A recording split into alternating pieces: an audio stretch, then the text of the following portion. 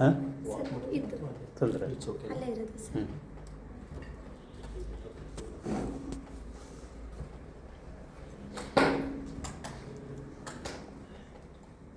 ಎಲ್ರಿಗೂ ನಮಸ್ಕಾರ. ಮೇಧಾನಂದ ಸ್ವಾಮೀಜಿ ಅವರ ಪಾದಗಳಿಗೆ ನಮಿಸುತ್ತಾ ಹಾಗೂ ಎಲ್ಲ ಹಿರಿಯರು ಹಾಗೂ ಪ್ರೀತಿಯ ವಿದ್ಯಾರ್ಥಿಗಳಿಗೆ ನಮಸ್ಕಾರ. ಸರ್ ಫೋನ್ ಮಾಡಿದಾಗ ನನಗೆ ಇನ್ನೊಂದು ಕಾರ್ಯಕ್ರಮ ಇತ್ತು, ಅದನ್ನು ಮುಗಿಸ್ಕೊಂಡು ಬರ್ತೀನಿ ಅಂತ ಹೇಳಿದೆ. ಯಾಕಂದರೆ ಅವ್ರ ಜೊತೆ ಕಾರ್ಯಕ್ರಮ ಹಂಚ್ಕೊಳ್ಳೋದೇ ಒಂದು ಅದೃಷ್ಟ ಅಂತ ಭಾವಿಸಿದೆ. ಆ್ಯಕ್ಚುಲಾಗಿ ನಮ್ಮ ಈ ಸುಭಾಷ್ ಚಂದ್ರ ಬೋಸ್ ಅವ್ರ ಬಗ್ಗೆ ತಿಳ್ಕೊಬೇಕಂದ್ರೆ ಕನಿಷ್ಠ ಅಂದರೂ ಒಂದು ಇದರಲ್ಲಿ 1.5 ಗಂಟೆ ಮಿನಿಮಮ್ ಆದರೂ ಬೇಕು. ಅದು 3 ದಿನ ನಡೆದರೂ ನಡೆಯುತ್ತೆ ಬೇಕಾದರೆ. ಆ ಥರ ಅಷ್ಟು ವಿಷಯಗಳು ಇದರಲ್ಲಿದೆ. ಈಗ ಆಲ್ರೆಡಿ ಸಾಕಷ್ಟು ಸಮಯ ಆಗಿದೆ, ನೀವು ಬೆಳಗ್ಗೆಯಿಂದಲೂ ಕೂತಿದ್ದೀರಿ. ಈಗ ಮತ್ತೆ ಕೂತ್ಕೋಬೇಕಂದ್ರೆ ಎಷ್ಟು ಇಂಟ್ರೆಸ್ಟಿಂಗಾಗಿ ಸಾಧ್ಯ ಆಗುತ್ತೋ ಅಷ್ಟು ಪ್ರಯತ್ನ ಮಾಡೋಣ. ಹಾಗೂ ಮತ್ತು ಎಷ್ಟು ಕಮ್ಮಿ ಸಮಯದಲ್ಲಿ ಹೇಳೋಕ್ಕಾಗುತ್ತೋ ಅಷ್ಟು ಕಮ್ಮಿ ಸಮಯಕ್ಕೆ ಇಳಿಸೋದಕ್ಕೆ ಪ್ರಯತ್ನ ಮಾಡೋಣ. ಕಮ್ಮಿ ಸಮಯಕ್ಕೆ ಇಳಿಸ್ಬೇಕಂದ್ರೆ ನಾವು ಕಟ್ ಶಾರ್ಟ್ ಮಾಡಬೇಕಾಗುತ್ತೆ. ಮತ್ತು ರೆಗ್ಯುಲರ್ ಆಗಿ ಸಾಕಷ್ಟು ಇದು ಹೇಳೋಕ್ಕೆ ಆಗೋದಿಲ್ಲ. ಅಂದ್ರೆ ಸಾಕಷ್ಟು ಎಷ್ಟಾಗುತ್ತೆ ಅಷ್ಟು ನಮ್ಮ ಕಮ್ಮಿ ಸಮಯದಲ್ಲಿ ತಿಳಿಸೋಣ. ಓಕೆ. ಸುಭಾಷ್ ಚಂದ್ರ ಬೋಸ್ ಬಗ್ಗೆ ಹೇಳೋದಂದರೆ ನಮ್ಮ ಭಾರತದ ಇತಿಹಾಸ ಅಥವಾ ಸ್ವತಂತ್ರ ಹೋರಾಟದ ಬಗ್ಗೆ ತಿಳಿಸೋದು ಅಂತಲೇ ಅರ್ಥ. ಅದು ಸ್ವಾಮೀಜಿ ವಿವೇಕಾನಂದರ ಅಥವಾ ಮಾನಸ ಶಿಷ್ಯ ಅಂತ ನಾವು ಸುಭಾಷ್ ಚಂದ್ರ ಬೋಸ್ ಅವ್ರನ್ನ ಕರಿಬೋದು. ಅವತ್ತಿನ ಸ್ಥಿತಿ, ಸುಭಾಷ್ ಚಂದ್ರ ಬೋಸ್ ಹುಟ್ಟುವಂತಹ ಸಮಯದಲ್ಲಿ ಅಂದಿನ ಸ್ಥಿತಿಗತಿಗಳನ್ನ ನಾವು ಒಂದು ಸ್ವಲ್ಪ ಅವಲೋಕಿಸಬೇಕಾಗಿರುತ್ತೆ. ಯಾವುದೇ ಒಂದು ದೊಡ್ಡ ಹೋರಾಟ ನಡೆದಾಗ ಅದರಲ್ಲಿ ನಮಗೆ ಗೆಲುವು ಸಿಗದಾಗ ನಮ್ಮ ಆತ್ಮ ಕುಂದಿ ಹೋಗಿ ಶಾಂತವಾಗಿ ನಾವು ಕೂತ್ಕೊಬಿಟ್ಟಿರ್ತೇವೆ. ಲೈಕ್ ಏನು 1857 ಪ್ರಥಮ ಸ್ವತಂತ್ರ ಸಂಗ್ರಾಮ ನಡೆದಾಗ ಅದೊಂದು ವ್ಯವಸ್ಥಿತವಾದ ಮಿಲಿಟರಿ ಹೋರಾಟ, ಆಪರೇಷನ್ ರೆಡ್ ಲೋಟಸ್ ಅಂತ ನಾವು ಆ ಹೋರಾಟನ ಕರಿತೀವಿ. ತ್ಯಾತ್ಯಾ ಟೋಪಿ, ನಾನಾ ಸಾಹೇಬು ಮತ್ತು ಝಾನ್ಸಿ ರಾಣಿ ಲಕ್ಷ್ಮೀಬಾಯಿ ಎಲ್ಲ ಸೇರಿ ನಡೆಸಿದ್ದಂತಹ ವ್ಯವಸ್ಥಿತವಾದ ಹೋರಾಟ. ಯಾವುದೇ ಒಂದು ಆಕ್ಸಿಡೆಂಟಾಗಿ ನಡೆದಂತಹ ಸಿಪಾಯಿ ದಂಗೆ ಅಲ್ಲ. ಅದು operation red lotus, chapati revolution, ದಾಸಕ್ರಾಂತಿ ಅಂತ 3 ರೀತಿಯಲ್ಲಿ ಅದನ್ನು ಹೇಳ್ತೀವಿ. ಇವತ್ತು ವಿಜ್ಞಾನಿಗಳು ಅದನ್ನು ಕಂಡುಹಿಡಿದಿದ್ದಾರೆ. ಈ ಹೋರಾಟದಲ್ಲಿ 4 ಕೋಟಿ ಜನಗಳು ಭಾಗವಹಿಸಿದ್ದು. ಅದರಲ್ಲಿ ಮಿತ್ರದ್ರೋಹದಿಂದ 40% ಜನ ಮತ್ತೆ ಬ್ರಿಟಿಷ್ ಜೊತೆ ಸೇರಿ ನಾವು ಇನ್ನೇನು 4 ತಿಂಗಳು ಸ್ವತಂತ್ರವಾಗಿ ದೇಶ ಇದ್ದಂಥದ್ದು ಮತ್ತೆ ಬ್ರಿಟಿಷರ ಕೈ ಕೆಳಗಡೆ ಹೋದಾಗ ಮತ್ತೆ ನಮ್ಮಲ್ಲಿ ಸೋತಂತಹ ಆ ಸಮಯದಲ್ಲಿ ನಮ್ಮ ಮಹಾತ್ಮಗಳು ಅಥವಾ ನಮ್ಮ ಜನಗಳು ಮತ್ತೆ ಶಾಂತವಾಗಿ ಹಾಗೆ ಮಲಗಂಥದ್ದು ನೋಡ್ಬೋದು. ಆದರೆ ಬ್ರಿಟಿಷರು ನೆಮ್ಮದಿಯಾಗಿ ಬದುಕೋದಕ್ಕೆ ಅಥವಾ ನೆಮ್ಮದಿಯಾಗಿ ಇಲ್ಲಿ ಆಡಳಿತನ ಮಾಡೋದಕ್ಕೆ ಭಾರತೀಯವರು ಯಾವತ್ತೂ ಬಿಟ್ಟಿಲ್ಲ. ಅಂಥ ಸಮಯದಲ್ಲಿಯೂ ಕೂಡ ವಾಸುದೇವ್ ಬಲವಂತ ಪಡಕೆ ಅನ್ನೋ ಒಬ್ಬ ಮಹಾವೀರ ಬರ್ತಾನೆ, ಮತ್ತೆ ಸೈನ್ಯ ಕಟ್ತಾನೆ. ಮತ್ತೆ ಬ್ರಿಟಿಷರು ಹೆಂಗೆ ಕುತಂತ್ರನ ಎಬ್ಬಿಸಿ ನಮ್ಮಗಳಿಗೆಲ್ಲ ಕಚ್ಚಾಟ ಎಬ್ಬಿಸಿ ಜಾತಿವಾದಗಳನ್ನ ತಂದು ಅದನ್ನು ಯಾವ ರೀತಿ ನಮ್ಮನ್ನು ಭೇದ ಭಾವ ತಂದು ಹಾಳು ಮಾಡ್ತಾ ಇದ್ದಾರೆ ಅಂತ ತೋರಿಸಿ ಮತ್ತೆ ಯುದ್ಧ ಮಾಡ್ತಾನೆ. ಅವ್ರನ್ನ ತಗೊಂಡೋಗಿ ಈಡನ್ಗೆ ತಗೊಂಡೋಗಿ ಅಲ್ಲಿ ಅವನ್ನ ಕೊಲ್ತಾರೆ.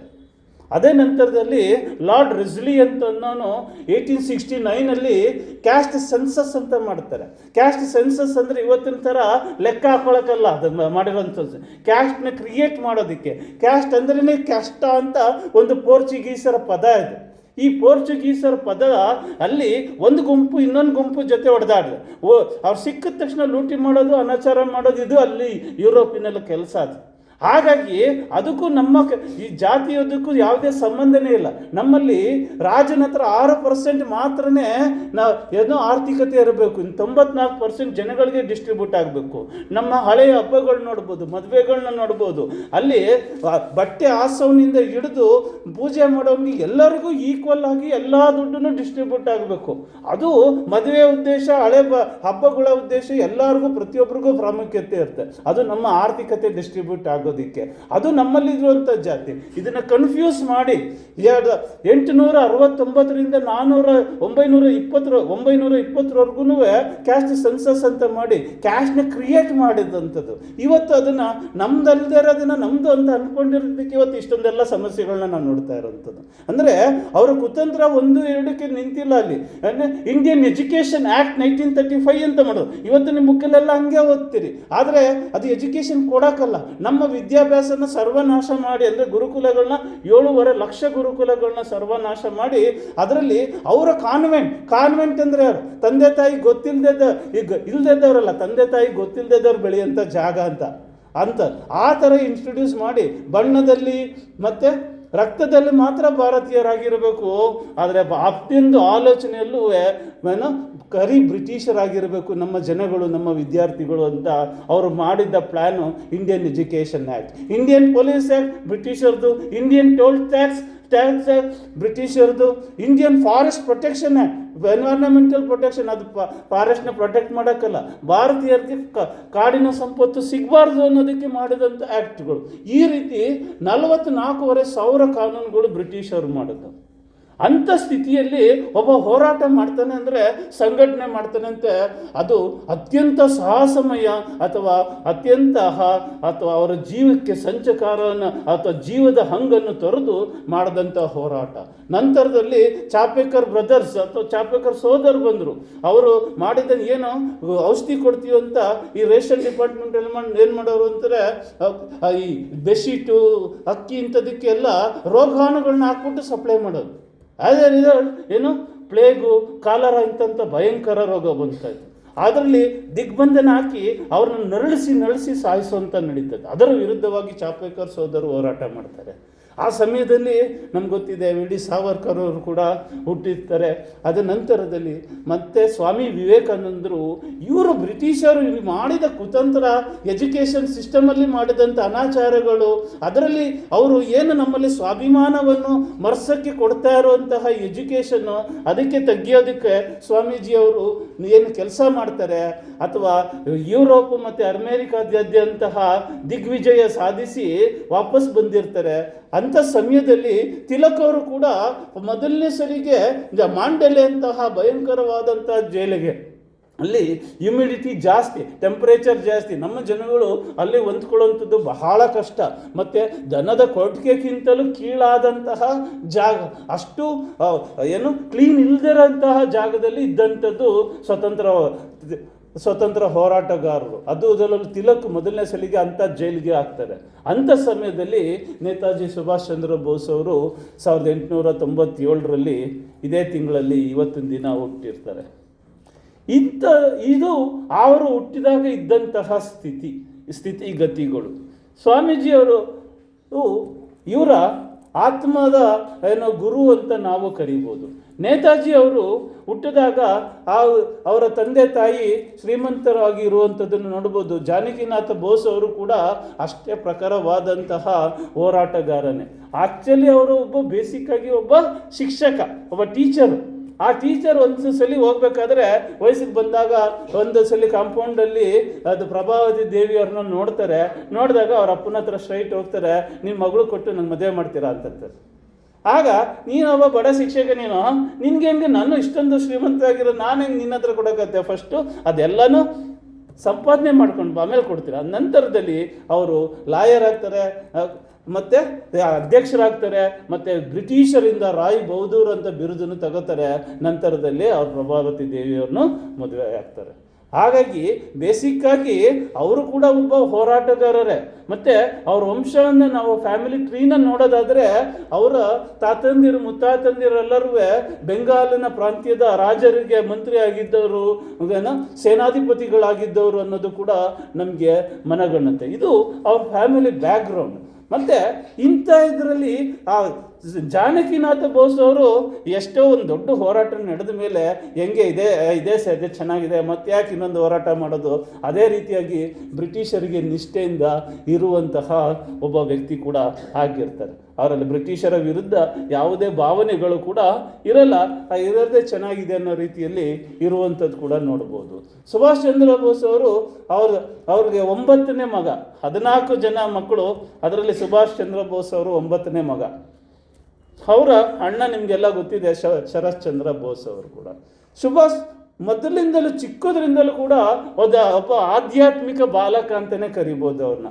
ತನ್ನನ್ನು ಅಂತರ್ಮುಖಿಯಾಗಿರುವಂಥದ್ದು, ಧ್ಯಾನ ಮಾಡುವಂಥದ್ದು ಅಥವಾ ನನ್ನನ್ನು ತಾನು ಆಲೋಚನೆ ಮಾಡುವಂಥದ್ದು ಈ ಥರ ಜಾಸ್ತಿ ಇರುವಂಥದ್ದು. ಮತ್ತು ಯಾವುದೇ ವಿದ್ಯಾಭ್ಯಾಸ ಬಂದಾಗಲೂ ಕೂಡ ಅವರು ಅತ್ಯಂತ ಪ್ರಖರವಾಗಿ ವೇಗವಾಗಿ ಕಲಿಯುವಂತಹ ಒಬ್ಬ ವಿದ್ಯಾರ್ಥಿ, ಅತ್ಯಂತ ಒಳ್ಳೆಯ ವಿದ್ಯಾರ್ಥಿ ಕೂಡ ಅವರು ಆಗಿರ್ತಾರೆ. ಸುಭಾಷ್ ಚಂದ್ರ ಬೋಸ್ ಅವರು ಚಿಕ್ಕದಿಂದಾಗ ಅವ್ರ ತಾಯಿಗೆ ಒಂದು ಲೆಟ್ರ್ ಬರೀತಾರೆ.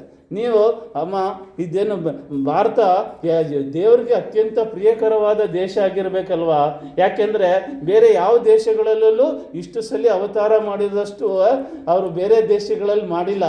ಹಾಗಾಗಿ ನನಗನ್ಸುತ್ತೆ ದೇವ್ರಿಗೆ ಅತ್ಯಂತ ಪ್ರೀತಿಯಾದ ದೇಶ, ಇಲ್ಲೊಂದು ತಪ್ಪು ನಡೆದಾಗಲೂ ಅವತಾರ ಎತ್ತಿ ಅದನ್ನು ಮತ್ತೆ ಸರಿಪಡಿಸುವಂಥದ್ದು ಅವನ ಉದ್ದೇಶ. ಅದಕ್ಕೆ ಅದು ಆ ದೇವರ ಅತ್ಯಂತ ಪ್ರೀತಿಕರವಾದಂತಹ ದೇಶ ಭಾರತ. ಇದು ನಿಂಗೆ ಇಂತಹ ಒಳ್ಳೆ ಜನ್ಮನ ನಾವುಗಳು ಒಳ್ಳೆ ರೀತಿಯಾಗಿ ಬಳಸ್ಕೋಬೇಕು ಅಂತ ಅನಿಸಲ್ವಾ ಅಂತ ಅವರ ತಾಯಿಗೆ ಪ್ರಶ್ನೆ ಮಾಡಿದಾಗ ಅವ್ರ ತಾಯಿಗೆ ಈ ಚಿಕ್ಕ ಹುಡುಗ ಮುಂದೆ ಏನಾಗ್ಬೋದು ಅನ್ನೋ ಆಲೋಚನೆ ಕೂಡ ಅವ್ರಿಗೆ ಬರ್ತದೆ. ಅವರು ಹೀಗೆ ಇರಬೇಕಾದ್ರೆ ಅಲ್ಲಿ ಒಂದು ರ್ಯಾವೆನ್ಶಿಯಾ ಸ್ಕೂಲ್ ಅಂತ ಇರುತ್ತೆ. ಆ ರ್ಯಾವೆನ್ಶಿಯಾ ಸ್ಕೂಲಲ್ಲಿ ಓದ್ಬೇಕಾದ್ರೆ ಅವ್ರು ಹೇಳ್ತಾರೆ, ನೆಕ್ಸ್ಟ್ ಆಟೋಬಯೋಗ್ರಫಿ, ಅವ್ರದ್ದು ಇನ್ಕಂಪ್ಲೀಟ್ ಆಟೋಬಯೋಗ್ರಫಿ ಅಂತ ಬರೀತಾರೆ. ಆವಾಗ ಹೇಳ್ತಾರೆ, ಅಲ್ಲಿ ನಮಗೆ ಸ್ಕೂಲ್ ಅಲ್ಲಿ ಎಲ್ಲ ಚೆನ್ನಾಗಿತ್ತು, ಆ ಥರ ಭಾರತನೇ ಇರಲಿಲ್ಲ ಅಂತ, ಅಥವಾ ಭಾರತೀಯತನನೇ ಇರಲಿಲ್ಲ ಅಂತ ಹೇಳ್ತಾರೆ. ಆಗ ಹೇಳ್ತಾರೆ, ಇವತ್ತು ನಾವು ಏನು ಇಂಗ್ಲೀಷ್ ಸ್ಕೂಲ್ಗಳಿಗೆ ಸೇರಿಸ್ತಾ ಇದ್ದೀವಿ, ಬುದ್ಧಿ ಬರೋದಕ್ಕಿಂತ ಮುಂಚೆ ನಾವು ಯಾವುದೇ ವಿದೇಶಿಯರ ಸ್ಕೂಲ್ಗಳಿಗೆ ಸೇರಿಸಬಾರ್ದು. ಸೇರಿದ್ರೆ ನಮ್ಮ ಆತ್ಮಾಭಿಮಾನ ಕುಂದಿ ನಾವು ನಾಳೆ ದಿನ ಈ ದೇಶದವರು ಆಗಿರೋದಕ್ಕೆ ಕಷ್ಟ ಆಗುತ್ತೆ ಅಂತ ಹೇಳ್ತಾರೆ. ಆದ್ದರಿಂದ ಬ್ರಿಟಿಷರು ಕೊಡ್ತಾ ಇದ್ದಂಥ ಎಜುಕೇಷನ್ ಸಿಸ್ಟಮ್ ಬಗ್ಗೆ ನಾವು ಮನೆಯಲ್ಲಿ ಒಳ್ಳೆ ಸಂಸ್ಕಾರ ಇಲ್ಲದೆ ಹೋದರೆ, ಅದನ್ನು ತಿಳಿಸಿ ಹೇಳೋದಿಲ್ಲದೆ ಹೋದರೆ ನಾವು ಒಳ್ಳೆ ದಾರಿಗೆ ಹೋಗೋದಕ್ಕಿಂತ ದಾರಿ ತಪ್ಪೋದೇ ಜಾಸ್ತಿ ಅಂತ ನೇತಾಜಿ ಅವರು ಹೇಳ್ತಾರೆ. ಇವತ್ತು ಕೂಡ ನಾವು ಆ ಅಂಶನ ಅರ್ಥ ಮಾಡ್ಕೊಂಡಿಲ್ಲದೆ ಇರೋದು ಅಂತ ನನಗೆ ಕೆಲವು ಟೈಮ್ ಇವತ್ತು ಕೂಡ ಸ್ಕೂಲ್ಸು, ಕಾಲೇಜಸ್ಸು, ಬೇರೆ ಬೇರೆ ಸಂಸ್ಥೆಗಳೆಲ್ಲ ನೋಡಿದಾಗ ನನಗೆ ಇವತ್ತು ಕೂಡ ನಮಗೆ ಅರ್ಥ ಆಗ್ತದೆ. ಅದು ಆಲೋಚನೆ ಮಾಡ್ದೇ ನಾವು ಎಲ್ಲಂದ್ರಲ್ಲೇ ಸೇರಿಸ್ತಾ ಇರೋಂಥದ್ದನ್ನು ಕಾಣ್ಬೋದು. ಹಾಗಾಗಿ ನೇತಾಜಿ ಅವರು ಬೆಳಿಬೇಕಾದ್ರೆ ಒಬ್ಬ ಒಳ್ಳೆಯ ವಿದ್ಯಾರ್ಥಿ ಕೂಡ ಹೌದು, ಮತ್ತು ಒಳ್ಳೆಯ ಆಧ್ಯಾತ್ಮಿಕ ಜೀವಿ ಹೌದು. ಅವ್ರಿಗೆ ಒಂದು ದಿವಸ ಅವ್ರ ರಿಲೇಷನ್ ಒಬ್ಬರು ಪಕ್ಕದ ಮನೆ ಹತ್ರಕ್ಕೆ ಬರ್ತಾರೆ. ಬಂದಾಗ ಏನಾಗ್ತದೆ, ಅವ್ರ ಹತ್ರ ಒಂದು ಬುಕ್ ಇರ್ತದೆ, ಸ್ವಾಮೀಜಿ ಅವ್ರ ಬುಕ್ ಇರ್ತದೆ, ವಿವೇಕಾನಂದರ ಬುಕ್ಕು. ಆ ಬುಕ್ನ ಅವ್ರು ತಗೊಂಡು ಓದೋಕ್ಕೆ ತಿರುಗಿಸಿದಾಗ ಅವ್ರಿಗೆ ಆಸಕ್ತಿ ಶುರುವಾಗುತ್ತೆ. ಆಸಕ್ತಿ ವಿವೇಕಾನಂದರಿಗೆ ತನ್ನನ್ನು ತಾನು ತೆರ್ಕೊಂಡ ಮೇಲೆ ಅವ್ರನ್ನ ಮನನ ಮಾಡೋದು, ಓದುವಂಥದ್ದು, ತಿಳ್ಕೊಳ್ಳುವಂಥದ್ದು, ಯೋಗಾಸನ ಮಾಡುವಂಥದ್ದು ಇದೆಲ್ಲವೂ ಶುರುವಾಗುತ್ತೆ. ಜೊತೆಗೆ ಭಾರತದ ಬಗ್ಗೆ ಅತೀವವಾದ ಪ್ರೀತಿ ಬೆಳೆಯುವಂಥದ್ದು, ಭಾರತಕ್ಕೋಸ್ಕರ ಹೋರಾಟ ಮಾಡ್ತಾ ಇರುವಂತಹ ವ್ಯಕ್ತಿಗಳಿಗೆ ಸಹಾಯ ಮಾಡುವಂಥದ್ದು, ತನ್ನ ದುಡ್ಡನ್ನು ಕೊಟ್ಬಿಡುವಂಥದ್ದು. ಅವ್ರು ಎಂತಹ ಜೀವಿ ಅಂದರೆ, ಮನೆ ಮುಂದೆ ಒಬ್ಬ ವಯಸ್ಸಾದ ಹೆಂಗಸು ಭಿಕ್ಷೆ ಬೇಡ್ತಾ ಇರ್ತಾರೆ. ಆ ಭಿಕ್ಷೆ ಬೇಡೋದು ನೋಡಿದಾಗೆಲ್ಲ ಇವ್ರಿಗೆ ಸಂಕಟ ಆಗ್ತಾ ಇರ್ತದೆ. ಇವರು ಅವ್ರ ಪಾಕೆಟ್ ಮನಿನ ಉಳಿಸಿ ಅದರಲ್ಲಿ ಆ ಅಜ್ಜಿಗೆ ಕೊಟ್ಟಾಗ್ಲೇ ಇವ್ರಿಗೆ ಸಮಾಧಾನ. ಅಲ್ಲಿವರೆಗೂ ಅವ್ರಿಗೆ ಸಮಾಧಾನನೇ ಇರ್ತಾ ಇರಲಿಲ್ಲ. ಅಂತಹ ಭಾವನೆಯನ್ನು ಉಳ್ಳವರಾಗಿದ್ದಂಥದ್ದು. ಮತ್ತು ಅವ್ರು ಯಾವುದೇ ಒಂದು ಓದಬೇಕಾದ್ರೆ ಕರೆಕ್ಟಾಗಿ ಕ್ಲೀನಾಗಿ ಕಮ್ಮಿ ಸಮಯದಲ್ಲಿ ತಿಳ್ಕೊಳ್ಳೋಂಥದ್ದಾಗಿರುವಂಥದ್ದು. ಹಾಗಾಗಿ ಮೆಟ್ರಿಕ್ಯುಲೇಷನ್ ಪರೀಕ್ಷೆಯಲ್ಲಿ ಕಮ್ಮಿ ಸಮಯದಲ್ಲಿ ಅವ್ರ ಅಪ್ಪ ಹೇಳ್ತಾ ಇರ್ತಾನೆ, ನಿಮ್ಮ ಮಗ ಪಕ್ಕದ ಮನೆಯವರು ಆ ಕಡೆ ಕಡೆಯವರೆಲ್ಲ ಶುಭಾಶಿಸಲಿ ರ್ಯಾಂಕ್ ಬರ್ತಾನೆ ಅಂತ ಹೇಳ್ತಾ ಇರ್ತಾರೆ. ಆಗ ಅವ್ರ ಅಪ್ಪ ಹೇಳ್ತಾರೆ, ಮಿಸ್ ಆಗಿ, ಯಾಕೆಂದರೆ ಕಲ್ಕಟ್ಟಾಗೆ ಹೋದಾಗ ಕೆಲವು ಸ್ನೇಹಿತರು ಆಗಿರ್ತಾರೆ, ಇವ್ರ ಮನೆ ಸುಭಾಷ್ ಅವ್ರ ಮನೆಗೂ ಬಂದಿರ್ತಾರಂತೆ. ಅವ್ರು ಯಾರಪ್ಪ ಅಂದರೆ ಸೀಕ್ರೆಟ್ ಸೀಕ್ರೆಟ್ ಆರ್ಗನೈಸೇಷನಲ್ಲಿ ಬ್ರಿಟಿಷರ ವಿರುದ್ಧವಾಗಿ ಹೋರಾಟ ಹೆಂಗೆ ಮಾಡಬೇಕು ಅಂತ ಆಲೋಚನೆ ಮಾಡ್ತಾ ಇದ್ದಂತಹ ದೇಶ ಪ್ರೇಮ ಅನುಶೀಲನ ಸಮಿತಿ ಅಂತ, ಮತ್ತು ಈ ಅರವಿಂದರು ಮತ್ತು ಸಾವರ್ಕರ್ ಅವರ ಸಮಿತಿ ಇರ್ತಾರೆ, ಅದಕ್ಕೆಲ್ಲವೂ ಕೂಡ ದುಡ್ಡನ್ನು ಕೊಟ್ಟಿರ್ತಾರೆ. ಮತ್ತು ಅವರು ಇದನ್ನು ಅನುಮಾನ ಬಂದು ಅವ್ರ ಸುಭಾಷ್ ಅವ್ರ ರೂಮ್ ಬಂದು ನೋಡಿದಾಗ ಒಂದು ಅಡ್ವರ್ಟೈಸ್ಮೆಂಟ್ ಇರ್ತದೆ, ಯಾವುದು ಗದರ್ ಪಾರ್ಟಿ ಅಡ್ವರ್ಟೈಸ್ಮೆಂಟು. ಆ ಗದರ್ ಪಾರ್ಟಿ ಅಡ್ವರ್ಟೈಸ್ಮೆಂಟಲ್ಲಿ ಏನಪ್ಪ ಅಂದರೆ ಬೇಕಾಗಿದ್ದಾರೆ, ಕ್ರಾಂತಿಕಾರಿ ಯುವಕರು ಬೇಕಾಗಿದ್ದಾರೆ, ಕಾರ್ಯಕ್ಷೇತ್ರ ಭಾರತ, ವೃತ್ತಿ ವೇತನ ಮರಣ. ಓಕೆ, ಮತ್ತು ಏನು ಲಾಭ ಅಂದರೆ ಅದು ಭಾರತ ಸ್ವತಂತ್ರ ಅಂತ. ಇದನ್ನು ನೋಡಿ ಅವ್ರ ತಂದೆಗೆ ದಂಗಾಗ್ಬಿಡ್ತಾರೆ. ಅದು ಹಾಗಾಗಿ ಅವರ ತಾಯಿ ಜೊತೆ ನೋಡು ನಮ್ಮ ಹುಡುಗ ಎಲ್ಲ ಅದೇ ತಪ್ತಾ ಇದ್ದಾನೆ ಅಂದರೆ ಎಲ್ಲ ಬ್ರಿಟಿಷರ ಅವರೆಲ್ಲ ಯಾರಪ್ಪ ಅಂದರೆ ಬ್ರಿಟಿಷರ ಹಿಟ್ಲಿಸ್ಟಲ್ಲಿ ಇರುವಂಥವ್ರು. ಇಂಥ ನೋಡಿದ್ರೆ ನಮ್ಮನ್ನ ಗೌರ್ಮೆಂಟು ಸುಮ್ಮನೆ ಬಿಡಲ್ಲ ಅಂತ ಹೇಳಿ ಇವನ ಬಗ್ಗೆ ಒಂದು ಸ್ವಲ್ಪ ಗಮನ ಕೊಡು ಅಂತ ಹೇಳಿ ಕೊಟ್ಟಿರ್ತಾರೆ. ಅಂಥ ಸಮಯದಲ್ಲಿ ಅದೆಲ್ಲ ಸಹಾಯ ಮಾಡ್ಕೊಂಡು ಬರ್ತಾರೆ. ಮತ್ತು ಅವ್ರು ಎಂತಹ ಜೀವಿ ಅಂತಂದರೆ ಎಲ್ಲೋ ರೋಗ ಬಂದಿದೆ, ಕಲರ ಬಂದಿದೆ ಅಂದರೆ ಯಾವುದೇ ಪ್ರಿಕಾಷನ್ ತೆಗೆದು ಇಮಿಡಿಯೇಟಾಗಿ ಓಡೋಗಿ ಅವ್ರಿಗೆ ಸಹಾಯ ಮಾಡುವಂಥ ಅವ್ರದ್ದೊಂದು ನ್ಯೂ ವಿವೇಕಾನಂದ ಅಂತ ಒಂದು ಸಂಸ್ಥೆ ಮಾಡ್ಕೊಂಡಿರ್ತಾರೆ. ಅದರ ಮುಖಾಂತರ ಸಹಾಯ ಮಾಡುವಂಥದ್ದು ಅವರು ಆ ಥರ ಸಹಾಯ ಮಾಡ್ತಾ ಇರ್ತಾರೆ. ಅವ್ರ ತಂದೆ ತಾಯಿ ಯಾರನ್ನ ಕಳಿಸಿ ಅವನು ಹಿಡ್ಕೊಬಂದು ಕೂಡಾಕದೇ ಒಂದು ದೊಡ್ಡ ಕೆಲಸ. ಈ ರೀತಿಯಾದಂತಹ ನೇತಾಜಿಯವರು ನಾವು ಕಂಡಿರುವಂಥದ್ದು ಅಥವಾ ಅಷ್ಟೊಂದಾಗಿ ನಮಗೆ ಗೊತ್ತಿಲ್ಲದೇ ಇರೋಂತಹ ನೇತಾಜಿ ಅವರು ಒಂದು 2-3 ತಿಂಗಳಲ್ಲೇ ಸರಿಯಾಗಿ ಅಧ್ಯಯನ ಮಾಡಿ ಮತ್ತೆ 2ನೇ ರ್ಯಾಂಕ್ ಬರ್ತಾರೆ. ನಂತರ ಕಲ್ಕಟ್ಟಾಗೆ ಹೈಯರ್ ಸ್ಟಡೀಸ್ಗೆ ಹೋಗ್ತಾರೆ, ಪದವಿ ಮಾಡಲು ಹೋಗ್ತಾರೆ.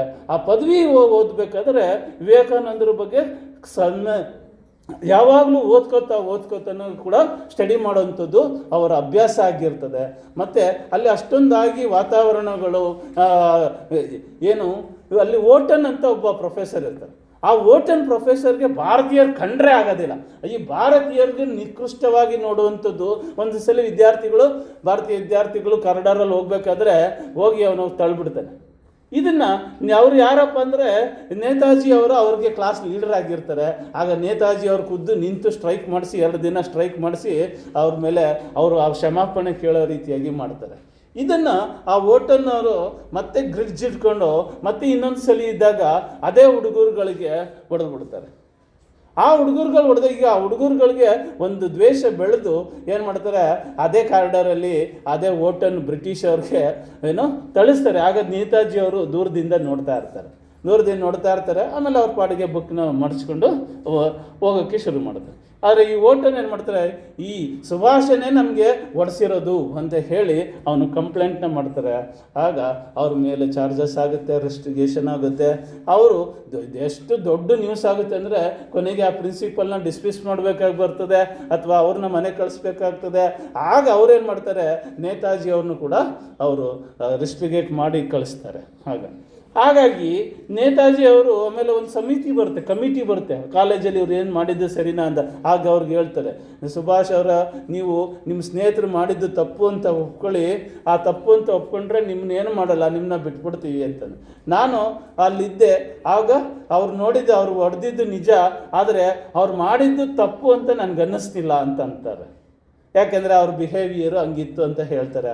ಹಾಗಾಗಿ ಇವರು ಮೋಸ್ಟ್ ಡೇಂಜರಸ್ ಬ್ರಿಟಿಷರು ಇದಕ್ಕೆ ಅಂತ ಹೇಳಿ ಅದನ್ನು ಅಲ್ಲಿಂದ ಕಳಿಸ್ತಾರೆ. ಅದೇ ರೀತಿ ಪ್ರೈಮರಿ ಸ್ಕೂಲಲ್ಲಿ ಮತ್ತೊಂದು ಘಟನೆ ಇದೆ. ಏನಪ್ಪ ಅಂದರೆ ಸ್ಕೂಲ್ ಶುರು ಆಗೋಕ್ಕಿಂತ ಮುಂಚೆ ಬ್ಯಾಚ್ ಬೈ ಬ್ಯಾಚು ಅವತ್ತು ಸರದಿಯಾಗಿ ಬ್ರಿಟಿಷರ್ ರಾಣಿನ ಹೊಗಳು ಅಂತ ಗೀತೆ ಆಡಬೇಕು. ಸುಭಾಷ್ ಅವ್ರಿಗೂ ಬರ್ತದೆ ಒಂದ್ಸಲಿ, ನಾನು ಯಾಕೆ ಬ್ರಿಟಿಷರ್ ರಾಣಿನ ಗೀತೆ ಆಡಲಿ ಅಂತ ನಾನು ಆಡೋದಿಲ್ಲ ಅಂತ ಹೇಳಿ ನಾನು ದೊಡ್ಡ ರಂಪಾಟ ಆಗಿ ಕೊನೆಗೆ ಅವರ ತಂದೆ ತಾಯಿಗಳಿಗೆ ಎಚ್ಚರಿಕೆ ಕೊಡುವಂಥದ್ದು ಕೂಡ ನಡೆದಿರ್ತದೆ. ಅವರು ಚಿಕ್ಕದ್ರಿಂದಲೂ ಕೂಡ ಅತೀವವಾದ ದೇಶಭಕ್ತಿ ಅನ್ನೋದನ್ನು ಅವರಲ್ಲಿ ನಾವು ಕಾಣ್ಬೋದಾಗಿತ್ತು. ಹಾಗಾಗಿ ಅವರು ಇದೇ ರೀತಿಯಾಗಿ ನಡೆಯುವಾಗ ಮತ್ತೆ ಡಿಗ್ರಿಯಲ್ಲೂ ಕೂಡ ಅವರು 2nd ರ್ಯಾಂಕ್ ಬರ್ತಾರೆ. ಅಲ್ಲಿ ನೆಕ್ಸ್ಟ್ ತತ್ವಶಾಸ್ತ್ರದಲ್ಲಿ MA ಮಾಡಬೇಕು ಅಂದ್ಬಿಟ್ಟು ಫಿಲಾಸಫಿಲಿ MA ಮಾಡಬೇಕು ಅಂತ ಹೋಗ್ತಾರೆ. ಈಗ ಅವರ ಅಂಥ ಸಮಯದಲ್ಲಿ ಏನಪ್ಪ ಅಂದರೆ ಅದು 1919 ಸಮಯ. 1919 ಸಮಯ ಅಂದರೆ ಜಲಿಯನ್ ವಾಲಾಬಾಗ್ ಸಮಯ. ಈ ಜಲಿಯನ್ ವಾಲಾಬಾಗ್ ಸಮಯದಲ್ಲಿ ಏನಪ್ಪ ಅಂದರೆ ಆ ಜಲಿಯನ್ ವಾಲಾಬಾಗ್ಗೆ ಉಧಮ್ ಸಿಂಗ್ ಅನ್ನೋಂತಹ ಮಹಾನ್ ಕ್ರಾಂತಿಕಾರಿ ಏನು ಜಲಿಯನ್ ವಾಲಾಬಾಗ್ಗೆ ಕಾರಣ ಆದ ಜನರಲ್ ಡಯರ್ನ ಅವ್ರ ಜಾಗಕ್ಕೆ ಹೋಗಿ ನಾನು ಅವ್ರು ಎಲ್ಲರ ಮುಂದೆ ಕೊಲ್ಲಬೇಕು ಅಂತಹ ಪ್ರತಿಜ್ಞೆ ಮಾಡಿ ಎಲ್ಲರ ಮುಂದೆ ಯಾವ ಬಾಕಿ ಸಮಯದಲ್ಲೂ ಅವಕಾಶ ಸಿಕ್ಕಿದ್ರು ಎಲ್ಲರ ಮುಂದೆನೇ ಸಾಯಿಸ್ಬೇಕಂತ ಹೇಳಿ ಹೋಗಿ 20 ವರ್ಷ ಕಾದಿದ್ದು ಸಾಯಿಸ್ತಾರೆ. ಅಂತಹ ಕ್ರಾಂತಿಕಾರಿ ಹುಟ್ಟಿದಂತಹ ಘಟನೆ ಅದು. ಅದೇ ಘಟನೆ ಭಗತ್ ಸಿಂಗ್ ಅಂತಹ ಮತ್ತೊಬ್ಬ ಕ್ರಾಂತಿಕಾರಿ ಉಗಮಕ್ಕೂ ಕಾರಣ ಅಂತ ನಮಗೆಲ್ಲ ಗೊತ್ತಿದೆ. ಈ ಥರ ಒಂದು ಘಟನೆ ನಡೀತಾ ಇರಬೇಕಾದ್ರೆ ಅವ್ರ ತಂದೆಗೆ ಈ ಅನುಮಾನ ಬರದೆ ಒಬ್ಬ ಅತ್ಯಂತ ಪ್ರಖರವಾಗಿ ದೇಶವನ್ನು ಪ್ರೀತಿಸೋ ಹುಡುಗ ಏನಾಗ್ತಾನೆ ಅಂದರೆ ಅವನು ಇದೇ ರೀತಿ ಕ್ರಾಂತಿಕಾರಿನೇ ಆಗೋದು. ಅದಕ್ಕೆ ಹೆಂಗಾರ ಮಾಡಿ ಇವನು ಉಳಿಸ್ಕೋಬೇಕಲ್ಲ ಅಂತ ಹೇಳಿ ಯೋಚನೆ ಮಾಡಿ ಅವ್ರು ಏನು ಮಾಡ್ತಾರೆ, ಇವನು ಈ ದೇಶದಿಂದನೇ ಹಟ್ಬಿಟ್ರೆ ಆಗ ಇವನು ಸರಿ ಬರುತ್ತೆ, ಅಲ್ಲೊಂದು ಸ್ವಲ್ಪ ಸೇಫ್ ಆಗಿರ್ತಾನೆ ಇವನು ಅಂತ ಅನ್ಕೋತಾರೆ. ಅವ್ರು ಕರೆದು ಇನ್ನು 8 ತಿಂಗಳು ICS ಪರೀಕ್ಷೆಗೆ ಇರುತ್ತೆ. ಆಗ ಸುಭಾಷ್ನ ಕರೆದು ಅವ್ರು ಹೇಳ್ತಾರೆ, ನೀವು ಇಂಗ್ಲೆಂಡ್ಗೆ ಹೋಗು, ICS ಮುಗಿಸ್ಕೊಬ. ನಾನ್ಯಾಕೆ ಬ್ರಿಟಿಷರ್ ಡಿಗ್ರಿ ನಾನ್ಯಾಕೆ ತಗೊಳ್ಳಿ, ನಾನು ಹೋಗೋದೇ ಇಲ್ಲ ಅಲ್ಲಿಗೆ ಅಂತ. ಅವ್ರ ಡಿಗ್ರಿ ನನಗೆ ಆಗಬೇಕು, ನನಗೆ ಬೇಕೇ ಆಗಿಲ್ಲ, ನನಗೆ ಆಗಬೇಕು ಫಾರಿನ್ ಡಿಗ್ರಿ ಅಂತ ಇವರು ಇಮಿಡಿಯೇಟಾಗೆ ರಿಜೆಕ್ಟ್ ಮಾಡಿಬಿಡ್ತಾರೆ. ಆಗ ಅವ್ರ ತಂದೆ ಅವರ ತಾಯಿಯವರ ಹತ್ರ ಹೇಳ್ತಾರೆ, ಏನೋ ನೋಡು ಇವನಿಗೆ ಮತ್ತೆ ಫೇಲ್ ಆಗಿಬಿಡ್ತೀನಿ ಅನ್ನೋ ಭಯ ಇವನಿಗೆ, ಅದರಿಂದ ಹೋಗ್ತಾ ಇಲ್ಲ ಇಂಗ್ಲೆಂಡ್ಗೆ ICS ಮಾಡೋಕ್ಕೆ ಅಂತ. ಅವ್ನು ಹೇಳ್ತಾರೆ, ನಂಗೆ ಭಯ ಏನಿಲ್ಲ, ಫೇಲ್ ಆಗ್ತೀನಿ ಅಂತ ಭಯ ಏನಿಲ್ಲ, ಆದರೆ ನನಗೆ ಅವ್ರ ಹತ್ರ ಕೆಲಸ ಮಾಡೋಕ್ಕೆ ಇಷ್ಟ ಇಲ್ಲ ಅಷ್ಟೇ ಅಂತಂತಾರೆ. ಆಮೇಲೆ ಅವರೆಲ್ಲ ಒತ್ತಾಯಕ್ಕೆ ಮಣಿದು ಅವರು ICS ಮಾಡೋಕ್ಕೆ ಇಂಗ್ಲೆಂಡ್ಗೆ ಹೋಗ್ತಾರೆ. ಇಂಗ್ಲೆಂಡ್ಗೆ ಹೋಗೋಕೆ 1 ತಿಂಗಳು, ಇನ್ನು ಉಳಿದಿರೋದು ಅಲ್ಲಿ ಎಲ್ಲದಕ್ಕೂ ಸೇರ್ಕೊಳ್ಳೋದಕ್ಕೆ ಮತ್ತೊಂದು 15 ದಿನ, ಇನ್ನು ಉಳಿದಿರೋದು ಕೇವಲ 6.5-7 ತಿಂಗಳು ಮಾತ್ರ. ಅಷ್ಟರಲ್ಲಿ ಸ್ಟಡಿ ಮಾಡಿ, ಅಷ್ಟರಲ್ಲಿ ಎಲ್ಲ ಥರ ಸಬ್ಜೆಕ್ಟ್ ಸ್ಟಡಿ ಮಾಡಬೇಕು. ಏನು ಗ್ರಾಮರಿಂದ ಹಿಡಿದು ಬೇರೆ ಬೇರೆ ಸೈನ್ಸ್ ಆ್ಯಂಡ್ ಟೆಕ್ನಾಲಜೀಸಿಂದ ಹಿಡಿದು ಮತ್ತು ಆಗಿನ ಜಾಗ್ರಫಿ ಆ್ಯಂಡ್ ಮ್ಯಾಪಿಂಗ್ ಅಂತ ಕರೀತಾರೆ ಆ ಥರ. ಅದಕ್ಕೆ 4-5 ವರ್ಷ ಓದಿರೋರೇ ಪಾಸ್ ಮಾಡೋದು ಕಷ್ಟ. ಅರವಿಂದರು ಕೊನೆಯದು ಎಲ್ಲ ಪಾಸಾಗಿ ಕುದುರೆ ಸವಾರಿ ಮಾಡೋಕ್ಕೇನೆ ಹೋಗ್ದೇನೆ ಅದರಲ್ಲಿ ಫೇಲ್ ಆಗಿರ್ತಾರೆ. ಆ ರೀತಿಯಾದಂತಹದ್ದು ಕಷ್ಟಕರವಾದಂತಹ ಕೆಲಸದ್ದು. ಅದರಲ್ಲಿ 7 ತಿಂಗಳಲ್ಲಿ ಅಧ್ಯಯನ ಮಾಡಿ ಅವರು ಮತ್ತೆ 4ನೇ ರ್ಯಾಂಕ್ ಬರ್ತಾರೆ. ಇಂಗ್ಲೀಷಲ್ಲಂತೂ ಎಲ್ಲ ಬ್ರಿಟಿಷರ್ ವಿದ್ಯಾರ್ಥಿಗಳಿಗಿಂತಲೂ ಜಾಸ್ತಿ ಮಾರ್ಕ್ಸ್ ಇವ್ರದ್ದೇ ಫಸ್ಟ್ ರ್ಯಾಂಕ್ ಆಗಿರ್ತದೆ. ಅಷ್ಟು ಇಂಗ್ಲೀಷ್ನಲ್ಲಿ ಅವರ ಗ್ರಿಪ್ ಈಗಲೂ ಕೂಡ ನಾವು ಓದಬೇಕಾದ್ರೆ ಅವರೇ ಬರೆದಿರೋಂಥ ಪೇಜ್ ಓದ್ಬೇಕಾದ್ರೆ 1 ಪೇಜ್ಗೆ 1-6 ನಮಗೆ ಹೊಸ ಪದಗಳು ಸಿಗ್ತವೆ. ಅದನ್ನು ನಾವು ಡಿಕ್ಷನರಿ ನೋಡ್ಕೊಂಡು ನೋಟ್ ಮಾಡ್ಕೊಳ್ದೆ ಹೋದರೆ ನಮ್ಮ ಕೈಲಿ ಇರೋದಕ್ಕೆ ಆಗೋದಿಲ್ಲ. ಅಷ್ಟು ಅವರ ಇಂಗ್ಲೀಷಿನ ಪಾಂಡಿತ್ಯ ಬ್ರಿಟಿಷವ್ರನ್ನೇ ಮೀರಿಸುವಂತಹ ಪಾಂಡಿತ್ಯ ಅದರಲ್ಲಿ ಇರ್ತದೆ. ಸಂಸ್ಕೃತ ಓದಬೇಕಾಗಿರ್ತದೆ. ಮತ್ತು ಇಷ್ಟೆಲ್ಲ ಓದಬೇಕಾದ್ರೂ ಅವ್ರ ವ್ಯಕ್ತಿತ್ವ ಎಷ್ಟು ಸ್ಟ್ರಾಂಗ್ ಅಥವಾ ಎಷ್ಟು ಹೆಂಗಿತ್ತಪ್ಪ ಅಂದರೆ ಅವ್ರ ಹತ್ರ ಬಂದವರು ಅವ್ರ ತನನ ಬೆಳೆಸ್ಕೊಳ್ದೆ ಹೋದರೆ ಆಗೋದೇ ಇಲ್ಲ. ಅಂಥ ವ್ಯಕ್ತಿತ್ವ ಅಂಥ ಆ ಬುಕ್ಕಲ್ಲಿ ಬರೆದಿರುತ್ತೆ. ಈ ಭಾರತೀಯರು ಕುದುರೆಗಳು ತಿನ್ನುವಂತಹ ಬೂಸ ಥರ ಊಟನ ತಿಂತಾರೆ ಅಂತ ಬರೆದಿರುತ್ತೆ. ಅದಕ್ಕೆ ಇಂಗ್ಲೆಂಡಲ್ಲಿ ಸ್ಟ್ರೈಕ್ ಮಾಡಿಸ್ತಾರೆ. ಎಲ್ಲ ವಿದ್ಯಾರ್ಥಿಗಳು ಸಹಕಾರ ಮಾಡ್ತೀವಿ ಅಂತ ಬರೋದು ಅಲ್ಲಿ ಹೆಡ್ ಹತ್ರ ಹೋಗೋಷ್ಟೆಲ್ಲ ಅವ್ರೊಬ್ಬರೇ ಆಗ್ಬಿಟ್ಟಿರ್ತಾರೆ. ಆದರೆ ಅವ್ರೊಬ್ಬರೇ ಯಾವುದೇ ಇಂಜರಿ ಕೆಲ್ದೇ ಅವ್ರ ಹತ್ರ ಮಾತಾಡಿ ಇದನ್ನು ತೆಗ್ದಾಕಬೇಕು ಅಂತ ಅವನು ಎದುರಿಸಿದಾಗ ನಿಮ್ಮ ಇಂಗ್ಲೆಂಡು ಒಳ್ಳೆ ವಿದ್ಯಾರ್ಥಿಗಳಿಗೆ ಸಹಕಾರ ಕೊಡೋದು ಬೇಡವಾ ಅಂತ ಪ್ರಪಂಚಕ್ಕೆ ಗೊತ್ತಾಗ್ಬಿಡ್ತದಲ್ಲ, ಆವಾಗ ಏನು ಮಾಡ್ತೀರಿ ಅಂತ ಅವ್ರನ್ನೇ ರಿವರ್ಸ್ ಎದುರಿಸ್ತಾರೆ. ಆವಾಗ ಗೊತ್ತಾಗುತ್ತೆ. ಆವಾಗ ಅವನೊಂದು ಸ್ವಲ್ಪ ಮೈಲ್ಡ್ ಆಗಿಬಿಟ್ಟು ಈ ಥರ ಎಲ್ಲ ಮಾಡಬೇಡಿ, ಆಯಿತು ತೆಗಿತೀವಿ ಅಂತ ಹೇಳಿ ಒಪ್ಪಿಗೆ ಇದು ಮಾಡಿ. ಅದು ಅವ್ರ ವ್ಯಕ್ತಿತ್ವ ಅವರು. ಮತ್ತು ಅವರು ಯಾರು ರಾಯ್ ಅಂತ ಮತ್ತೊಬ್ಬ ಸ್ನೇಹಿತರಿರ್ತಾರೆ. ಅವ್ರಿಗೆ ಏನೋ ರವೀಂದ್ರನಾಥ ಟ್ಯಾಗೂರ್ ಅವರ ತಾತ ಅವರು ಫಸ್ಟು ICS ಕ್ಲಿಯರ್ ಮಾಡಿರ್ತಾರೆ. ಅವರ ಮೊಮ್ಮಗಳನ್ನ ಮದುವೆ ಆಗಬೇಕಾಗಿರುತ್ತೆ. ಅದಕ್ಕೆ ಇವರು ICS ಮಾಡಬೇಕು ಅಂತ ಬಂದಿರ್ತಾರೆ. ಸುಭಾಷ್ ಅವರ ಸಂಪರ್ಕಕ್ಕೆ ಬಂದ ಮೇಲೆ ಏನಾಗ್ತಾರೆ, ಆಯಿತು ಆ ಹುಡುಗಿಗೆ ಹೇಳ್ತಾರೆ, ಆಯ್ತು ನೋಡೋ ನನಗೆ ಸಂಗೀತದಲ್ಲಿ ಇಷ್ಟ ಇದೆ, ಈ ICS ಇಷ್ಟ ಇಲ್ಲ, ನೀನು ಮದುವೆ ಆಗಬೇಕು ಅಂತ ICS ಮಾಡೋಣ ಅಂತ ಬಂದೆ, ಆದರೆ ನನಗೀಗ ಮಾಡಬೇಕು ಅನಿಸ್ತಾ ಇಲ್ಲ, ನೀನು ಬೇರೆಯವ್ರನ್ನ ನೋಡ್ಕೋ, ನಾನು ಸಂಗೀತ ಕಲಿಯೋಕ್ಕೆ ಹೋಗ್ತಾ ಇದ್ದೀನಿ ಅಂದ್ಬಿಟ್ಟು ಸಂಗೀತ ಕಲಿಯೋಕ್ಕೋಸ್ಕರ ಜರ್ಮನಿಗೆ ಹೋಗ್ತಾರೆ. ಆದರೆ ನಂತರದಲ್ಲಿ ಅದೇ ಹುಡುಗಿ ನೀನು ಏನು ಕಲಿತರು ನನಗೆ ನೀವೇ ಬೇಕು ಅಂತ ಬಂದು ನಂತರದಲ್ಲಿ ಮದುವೆ ಆಗ್ತಾರೆ.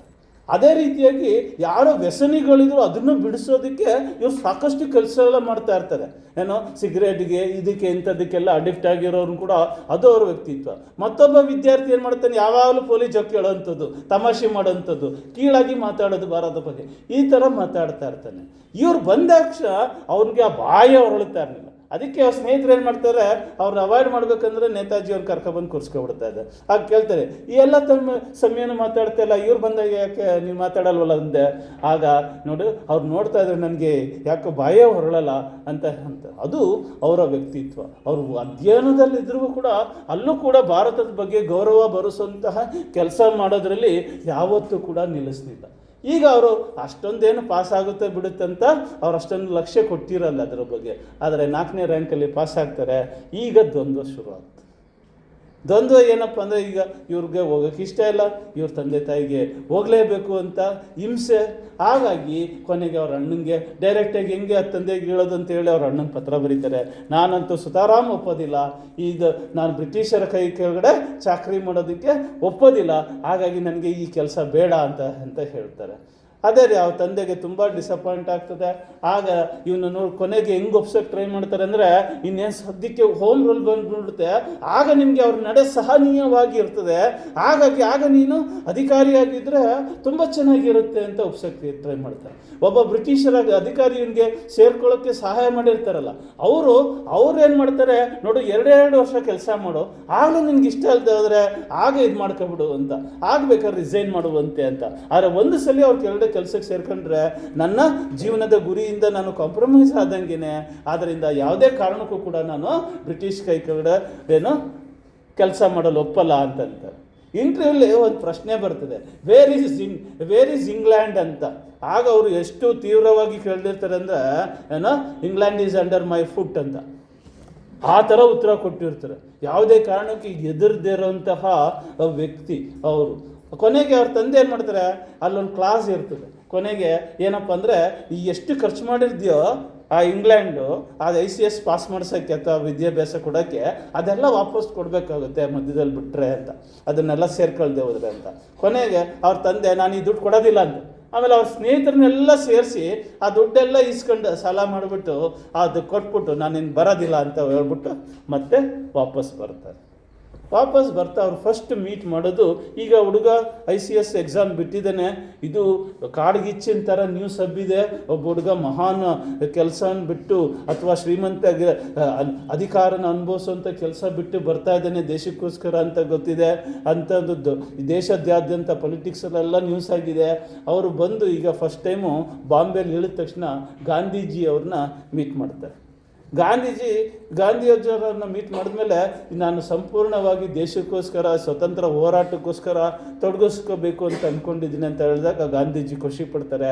ಆ ಖುಷಿಪಟ್ಟು ಈಗ ನೇತಾಜಿಯವರು ಅವ್ರ ಪ್ರಶ್ನೆ ಕೇಳ್ತಾರೆ, ನೀವು ಹೇಳ್ತಾ ಇದ್ದೀರಲ್ಲ ಏನು 1 ವರ್ಷದಲ್ಲಿ ಸ್ವತಂತ್ರ ಕಳಿಸ್ಕೊಡ್ತೀನಿ, ಆದ್ದರಿಂದ ಅಸಹಕಾರ ಚಳುವಳಿಯಿಂದ ಅಸಹಕಾರ ಮೂಮೆಂಟಿಂದ 1 ವರ್ಷದಲ್ಲಿ ನಿಮಗೆ ಸ್ವತಂತ್ರ ಗಳಿಸ್ಕೊಡ್ತಿದ್ದ. ಈ ಅಸಹಕಾರ ಚಳುವಳಿಗೆ ಬ್ರಿಟಿಷರು ಎದುರಿ ನಮಗೆ ಸ್ವತಂತ್ರ ಕೊಡ್ತಾರೆ ಅಂತ ನಿಮ್ಗೆ ಅನಿಸುತ್ತಾ ಅಂತ ಮೊದಲನೇ ಪ್ರಶ್ನೆ ಕೇಳ್ತಾರೆ. ಅದಕ್ಕೆ ಗಾಂಧೀಜಿಯವರು ಒಂದಷ್ಟು ಉತ್ತರಗಳನ್ನ ಕೊಡ್ತಾರೆ. ನಂತರದಲ್ಲಿ ಅವರು 2ನೇ ಪ್ರಶ್ನೆ ಇದು ಮಾಡ್ತಾರೆ. ಏನಪ್ಪ 2ನೇ ಪ್ರಶ್ನೆ ಅಂತಂದರೆ, ಅವರು 2ನೇ ಪ್ರಶ್ನೆಯಲ್ಲಿ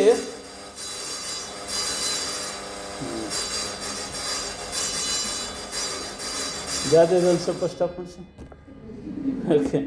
ಓಕೆ 2ನೇ ಪ್ರಶ್ನೆಯನ್ನು ನಿಮ್ಮ ಪ್ಲ್ಯಾನ್ ಆಫ್ ಆ್ಯಕ್ಷನ್ ಏನು ಅಂತ ಕೇಳ್ತಾರೆ. ವಾಟ್ ಈಸ್ 1 ವರ್ಷದಲ್ಲಿ ಸ್ವತಂತ್ರ ಕೊಡೋದಕ್ಕೆ ನಿಮ್ಮ ಹತ್ರ ಏನು ಪ್ಲ್ಯಾನ್ ಇದೆ? ಗಾಂಧೀಜಿಗೆ ಬಹುಶಃ ಈ ಚಿಕ್ಕ ಹುಡುಗನಿಗೆ ಏನು ಹೇಳ್ಬೋದು ಅಂತ ಇತ್ತೋ ಅಥವಾ ಪ್ಲ್ಯಾನೇ ಇರಲಿಲ್ವೋ ಅಂತ ಗೊತ್ತಾಗೋದಿಲ್ಲ. ಅವ್ರಿಗೆ ಇನ್ನೊಂದಷ್ಟು ಉತ್ತರಗಳು ಕೊಡ್ತಾರೆ. ಆದರೆ 3ನೇ ಪ್ರಶ್ನೆ ಕೇಳಿದಾಗ ಇವ್ರಿಗೆ ಪ್ಲ್ಯಾನೇ ಇಲ್ಲ ಅಂತ ಗೊತ್ತಾಗುತ್ತೆ. ಅದನ್ನು ಕೇಳಿ ನೇತಾಜಿಯವರು ತುಂಬ ಬೇಸರಕ್ಕೊಳಗಾಗ್ತಾರೆ. ಅದನ್ನು ಗಾಂಧೀಜಿಯವರು ಮನಗಂತಾರೆ, ಗೊತ್ತಾಗುತ್ತೆ ಅವ್ರಿಗೆ. ಆಗ ಅವರು ಉತ್ತರ ಕೊಡ್ತಾರೆ, ನಿನಗೆ ಸರಿಯಾದ ಮಾರ್ಗದರ್ಶನ ತೋರ್ಸೋಕ್ಕೆ ಶಕ್ತಿ ಇರೋವಂಥವ್ರು ಚಿತ್ತರಂಜನ್ ದಾಸ್ ಅವರು, ಬೆಂಗಾಲಲ್ಲಿರುವಂಥವ್ರು, ನೀವು ಅವ್ರನ್ನ ಮೀಟ್ ಮಾಡಿ ಅಂತ ಹೇಳ್ತಾರೆ. ಆದರೆ ನೇತಾಜಿಯವರು ಇಂಗ್ಲೆಂಡಿನಲ್ಲಿ ಹೋದಾಗ್ಲೇ ಕೂಡ ಅವ್ರ ಜೊತೆ ಪತ್ರ ವ್ಯವಹಾರನ ನಡೆಸ್ತಾ ಇರ್ತಾರೆ. ಅಲ್ಲಿ ಚಿತ್ತರಂಜನ್ ದಾಸ್ ಅವ್ರಿಗೆ ಪ್ರಶ್ನೆ ಕೇಳಿರ್ತಾರೆ, ನೋಡಿ ಕಾಂಗ್ರೆಸ್ಗೆ ಸ್ವಂತವಾದಂತಹ ಲಾಗಳು ಇಲ್ಲ ಅಂದರೆ ಏನಪ್ಪ ಅಂದರೆ ಹೋಮ್ ರೂಲ್ ಅಥವಾ ಇಲ್ಲಿ ಸ್ಥಳೀಯ ರಜವಾಡೆಗಳಿರ್ತಾರಲ್ಲ ಅವ್ರ ಬಗ್ಗೆ ಹೆಂಗೆ ನಡೆಸ್ಕೋಬೇಕು, ಅವ್ರನ್ನ ಸ್ವತಂತ್ರ ಹೋರಾಟಕ್ಕೆ ಹೆಂಗೆ ಸೇರಿಸ್ಕೋಬೇಕು, ಅವರೆಲ್ಲ ಬ್ರಿಟಿಷ್ ಕೈ ಕೆಳಗಡೆ ಸೇರ್ಕೊಬಿಟ್ಟಿದ್ದಾರೆ. ಅವ್ರನ್ನ ನಾನ್ ಬ್ರಾಹ್ಮಿನ್ಸ್ಗಳೆಲ್ಲ ಬ್ರಿಟಿಷ್ ಜೊತೆ ಸೇರ್ಕೊಬಿಟ್ಟಿದ್ದಾರೆ. ಅವ್ರನ್ನ ಹೆಂಗೆ ಸ್ವತಂತ್ರ ಹೋರಾಟಕ್ಕೆ ತನ್ನಬೇಕು ಅನ್ನೋ ರೂಲು ಅಥವಾ ಲಾ ಅವ್ರ ಹತ್ರ ಯಾವುದೇ ನೀತಿ ರೀತಿಗಳು ಕಾಂಗ್ರೆಸ್ನಲ್ಲಿ ಇಲ್ಲ. ಹಾಗಾಗಿ ನಾವು ಈಗ ದೇಶ ಕಟ್ಟು ಸ್ವತಂತ್ರ ಬಂತು ಅಂತ ಅಂದ್ಕೊಳ್ಳಿ, ಬಂದ ಮೇಲೆ ಕಾನೂನುಗಳು ಇರಬೇಡವಾ, ಕಾನ್ಸ್ಟಿಟ್ಯೂಷನ್ ಇರಬೇಡವಾ? ಅದಕ್ಕೆ ನಾವು ಈಗಲಿಂದಲೇ ಕೆಲಸ ಮಾಡಬೇಕಲ್ವಾ? ಒಂದು ಕಾನ್ಸ್ಟಿಟ್ಯೂಷನ್ ಇಲ್ವಲ್ಲ, ಅದು ಕಾಂಗ್ರೆಸ್ನಲ್ಲಿ ಇಲ್ಲ ಅಂತ ಮಾತಾಡ್ತಾ ಇರ್ತಾರೆ. ಯಾವಾಗ 1918-19 ಇಂಥ ಸಮಯದಲ್ಲಿ ಅವ್ರ ಬಗ್ಗೆ ಅಷ್ಟು ಆಲೋಚನೆ ಅವ್ರನ್ನ ಪ್ರಶ್ನೆ ಮಾಡ್ತಾ ಇರ್ತಾರೆ. ಈಗ ಅಂಥ ವ್ಯಕ್ತಿ ಈಗ ಅದೇ ಚಿತ್ತರಂಜನ್ ದಾಸ್ನ ಡೈರೆಕ್ಟಾಗಿ ನೋಡುವಂಥ ಸಮಯ. ವೇಗವಾಗಿ ಬಾಂಬೆಯಿಂದ ಕಲ್ಕತ್ತಾಗೆ ಹೋಗ್ತಾರೆ, ಚಿತ್ತರಂಜನ್ ದಾಸ್ ಅವ್ರನ್ನ ಸೇರ್ಕೋತಾರೆ. ಸೇರ್ಕೊಂಡ್ಮೇಲೆ ಹೆಂಗೆ ಆಗ್ತಾರಪ್ಪ ಅಂದರೆ ಅವರ ಪರಮ ಶಿಷ್ಯ ಆಗಿ ಪರಿವರ್ತನೆ ಆಗ್ತಾರೆ.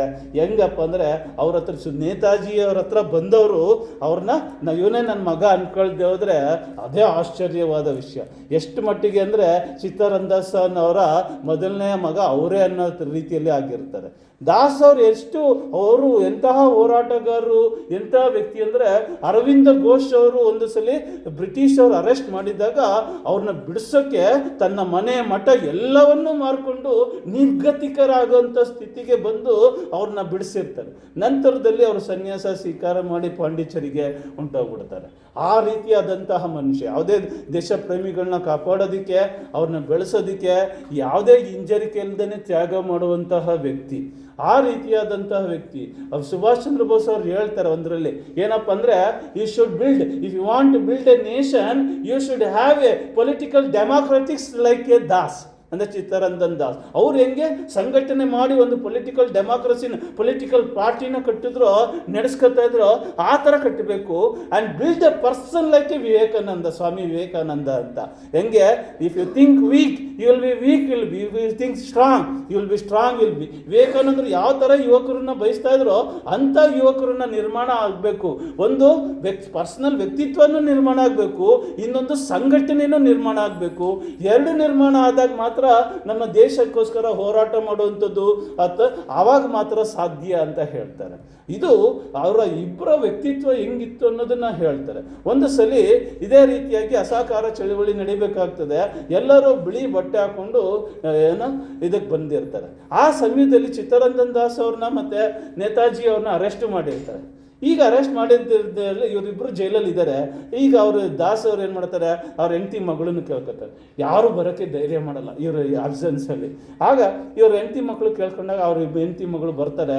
ಆಗ ಅವ್ರು ಬಂದಿದ್ದೇ ತಡ ಇಡೀ ಜನ ಸಾಗರ ಥರ ಬರೋದಕ್ಕೆ ಶುರುವಾಗುತ್ತೆ. ಜನಗಳನ್ನ ಹಿಡಿದು ಜೈಲಿಗೆ ಹಾಕೋದೇ ಒಂದು ದೊಡ್ಡ ಕೆಲಸ ಆಗ್ಬಿಡ್ತದೆ. ಒಂದು ದೊಡ್ಡ ಆಂದೋಲನವಾಗಿ ಅದು ಪರಿವರ್ತನೆ ಆಗ್ಬಿಡ್ತದೆ. ಈಗ ಅವ್ರನ್ನ ಅನಿವಾರ್ಯವಾಗಿ ಬಿಡುಗಡೆ ಮಾಡುವಂತಹ ಅಂತ ಪರಿಸ್ಥಿತಿಗೆ ಬರ್ತಾರೆ. ಬಂದ ಮೇಲೆ ಈಗ ಒಂದು ಬ್ರಿಟಿಷರು ಒಂದು ಆಫರ್ ಕೊಡ್ತಾರೆ. ಆಗ ಏನಪ್ಪ ಅಂದರೆ ವಿಧಾನ ಪರಿಷತ್ ಈ ಮೇಯರ್ ಎಲೆಕ್ಷನ್ಸ್ ಇದೆಯಲ್ಲ, ಕಾರ್ಪೊರೇಷನ್ ಹತ್ರ, ಅದಕ್ಕೆ ನಿಮ್ಮ ಜನಗಳು ಪಾರ್ಟಿಸಿಪೇಟ್ ಮಾಡ್ಬೋದು, ಗೆಲ್ಬೋದು ಅಂತ ಆಫರ್ ಕೊಡ್ತಾರೆ. ಅವರೇ ಅವ್ರಿಗೆ ಆಫರ್ ಕೊಟ್ಟು, ನೀವು ಇದನ್ನು ಸ್ವೀಕಾರ ಮಾಡಿದ್ರೆ ನಿಮ್ಮನ್ನ ಬಿಡ್ತೀವಿ, ಮತ್ತು ನೀವು ಇದನ್ನು ಮಾಡ್ಕೊಳ್ಳಿ ಅಂತ ಸಣ್ಣ ಪುಟ್ಟ. ಆಗ ಏನು ಮಾಡ್ತಾರೆ, ಗಾಂಧೀಜಿ ಏನು ಮಾಡ್ತಾರೆ, ಯಾವಾಗಲೂ ಸ್ಲೋ ಅದನ್ನು ಸುತಾರಾಮ್ ಒಪ್ಪೋದಿಲ್ಲ. ಈಗ ಬ್ರಿಟಿಷರೇ ನಮ್ಮ ಹತ್ರಕ್ಕೆ ಬಂದಿರೋದು, ನಾವೇನು ಅವ್ರ ಹತ್ರಕ್ಕೆ ಹೋಗಿಲ್ಲ, ಹಾಗಾಗಿ ನಾವು ಸೋತಂಗೇನೂ ಆಗೋದಿಲ್ಲ ಅಂತ ದಾಸ್ ಅವ್ರು ಹೇಳ್ತಾರೆ. ಆಗ ಗಾಂಧೀಜಿ ಒಪ್ಪಕ್ಕೆ ರೆಡಿ ಇರಲ್ಲ. ಯಾವುದೇ ಕಾರಣಕ್ಕೂ ನಾವು ಪಾರ್ಟಿಸಿಪೇಟ್ ಮಾಡಬಾರ್ದು. ಅವ್ರು ಹೇಳ್ತಾರೆ, ದಾಸ್ ಅವ್ರು ಹೇಳ್ತಾರೆ, ನಾವು ಪಾರ್ಟಿಸಿಪೇಟ್ ಮಾಡಿಲ್ಲ, MLA MP ಈ ಥರ ಕಾರ್ಪೊರೇಷನ್ಗೆ ನಿಲ್ಲದೇ ಇರೋದ್ರಿಂದ ಅಲ್ಲಿ ಯೋಗ್ಯತೆ ಇಲ್ಲದವರು ಬರ್ತಾ ಇದ್ದಾರೆ, ಅಪಪೊಲಿಗಳು ಬರ್ತಾ ಇದ್ದಾರೆ, ಆದ್ದರಿಂದ ನಮ್ಗಳಿಗೆ ಒಳ್ಳೇದಾಗ್ತಿಲ್ಲ ಅಂತ ಹೇಳ್ತಾರೆ. ಆದರೆ ಗಾಂಧೀಜಿ ಸುತಾರಾಮ್ ಒಪ್ಪೋದಿಲ್ಲ. ಅದಕ್ಕೆ ಇವ್ರೇನು ಮಾಡ್ತಾರೆ, ಒಳಗಡೆ ಒಂದು ಕಾಂಗ್ರೆಸ್ಸಿಂದ ಹೊರಗಡೆ ಬಂದು ಒಂದು ಸ್ವರಾಜ್ ಪಾರ್ಟಿ ಅಂತ ಕಟ್ಕೊಂಡು MLA ಎಲೆಕ್ಷನ್ಗೆ ನಿಂತ್ಕೊಳ್ತಾರೆ ಅಥವಾ ಕಾರ್ಪೊರೇಷನ್ ಎಲೆಕ್ಷನ್ ನಿಂತ್ಕೋತಾರೆ. ಈಗ ಸಂಘಟಿಸುವಂತಹ ಜವಾಬ್ದಾರಿನ ನೇತಾಜಿ ಅವ್ರು ಕೊಟ್ಟಿರ್ತಾರೆ. ಆಲ್ರೆಡಿ ಅವ್ರ ಹತ್ರ ಒಂದು ನ್ಯಾಷನಲ್ ಕಾಲೇಜ್ ಅಂತ ಇರ್ತದೆ, ಅದಕ್ಕೆ ಪ್ರಿನ್ಸಿಪಲ್, ಮತ್ತು ಸ್ವರಾಜ್ಯದ ಒಂದು ಪತ್ರಿಕೆ ಇರ್ತದೆ, ಅದಕ್ಕೆ ಚೀಫ್ ಎಡಿಟರ್, ಮತ್ತು ಕಾಂಗ್ರೆಸ್ಸಿನ ಬಂಗಾಲ್ ಪ್ರಾಂತ್ಯದ ಮುಖ್ಯಸ್ಥ. ಇಷ್ಟೆಲ್ಲ ಕೆಲಸಗಳ ನಡುವೆ ಈಗ ಹೊಸದಾಗಿ ಸ್ವರಾಜ್ ಪಾರ್ಟಿಯ ಅದಕ್ಕೂ ಕೂಡ ಈ ಎಲ್ಲರನ್ನೂ ಸಂಘಟಿಸುವಂತಹ ಜವಾಬ್ದಾರಿ. ಇದೇನು ಇಷ್ಟೊಂದು ಜವಾಬ್ದಾರಿ ಕೊಡ್ತಾ ಇದ್ದಿರಲ್ಲ ಹುಡುಗನಿಗೆ ಅಂತ ಕೇಳ್ತಾ ಇದ್ದಾರೆ. ಅವನ ಶಕ್ತಿ ಏನು ಅಂತ ನನಗೆ ಚೆನ್ನಾಗಿ ಗೊತ್ತಿದೆ ಅಂತ ದಾಸ್ ಅವ್ರು ಹೇಳ್ತಾರೆ. ಆ ರೀತಿಯಾದಾಗಿ ಅವ್ರ ಮೇಲೆ ಜವಾಬ್ದಾರಿ ಹಾಕೋದು. ಅವ್ರು ಹೆಂಗೆ ಕಟ್ಟುತ್ತಾರೆ ಅಂದರೆ ಎಲ್ಲ ನ್ಯೂಸ್ ಪೇಪರ್ ಆಗಲಿ, ಕಾಲೇಜ್ನಾಗಲಿ ಅಂತಂದರೆ ಸ್ವರಾಜ್ ಪಾರ್ಟಿ ಬಾಕಿಯವ್ರಿಗಿಂತ 300 ವೋಟ್ಗಳಿಗಿಂತ ಜಾಸ್ತಿ ತಗೊಂಡು ಅದು ಗೆದ್ದುಬಿಡುತ್ತೆ. ಈಗ ಬಂಗಾಲಿನ ಮೇಯರ್ ಚಿತ್ತರಂಜನ್ ದಾಸ್ ಅವರು, ಅದರ CEO ಸುಭಾಷ್ ಚಂದ್ರ ಬೋಸ್ ಅವರು.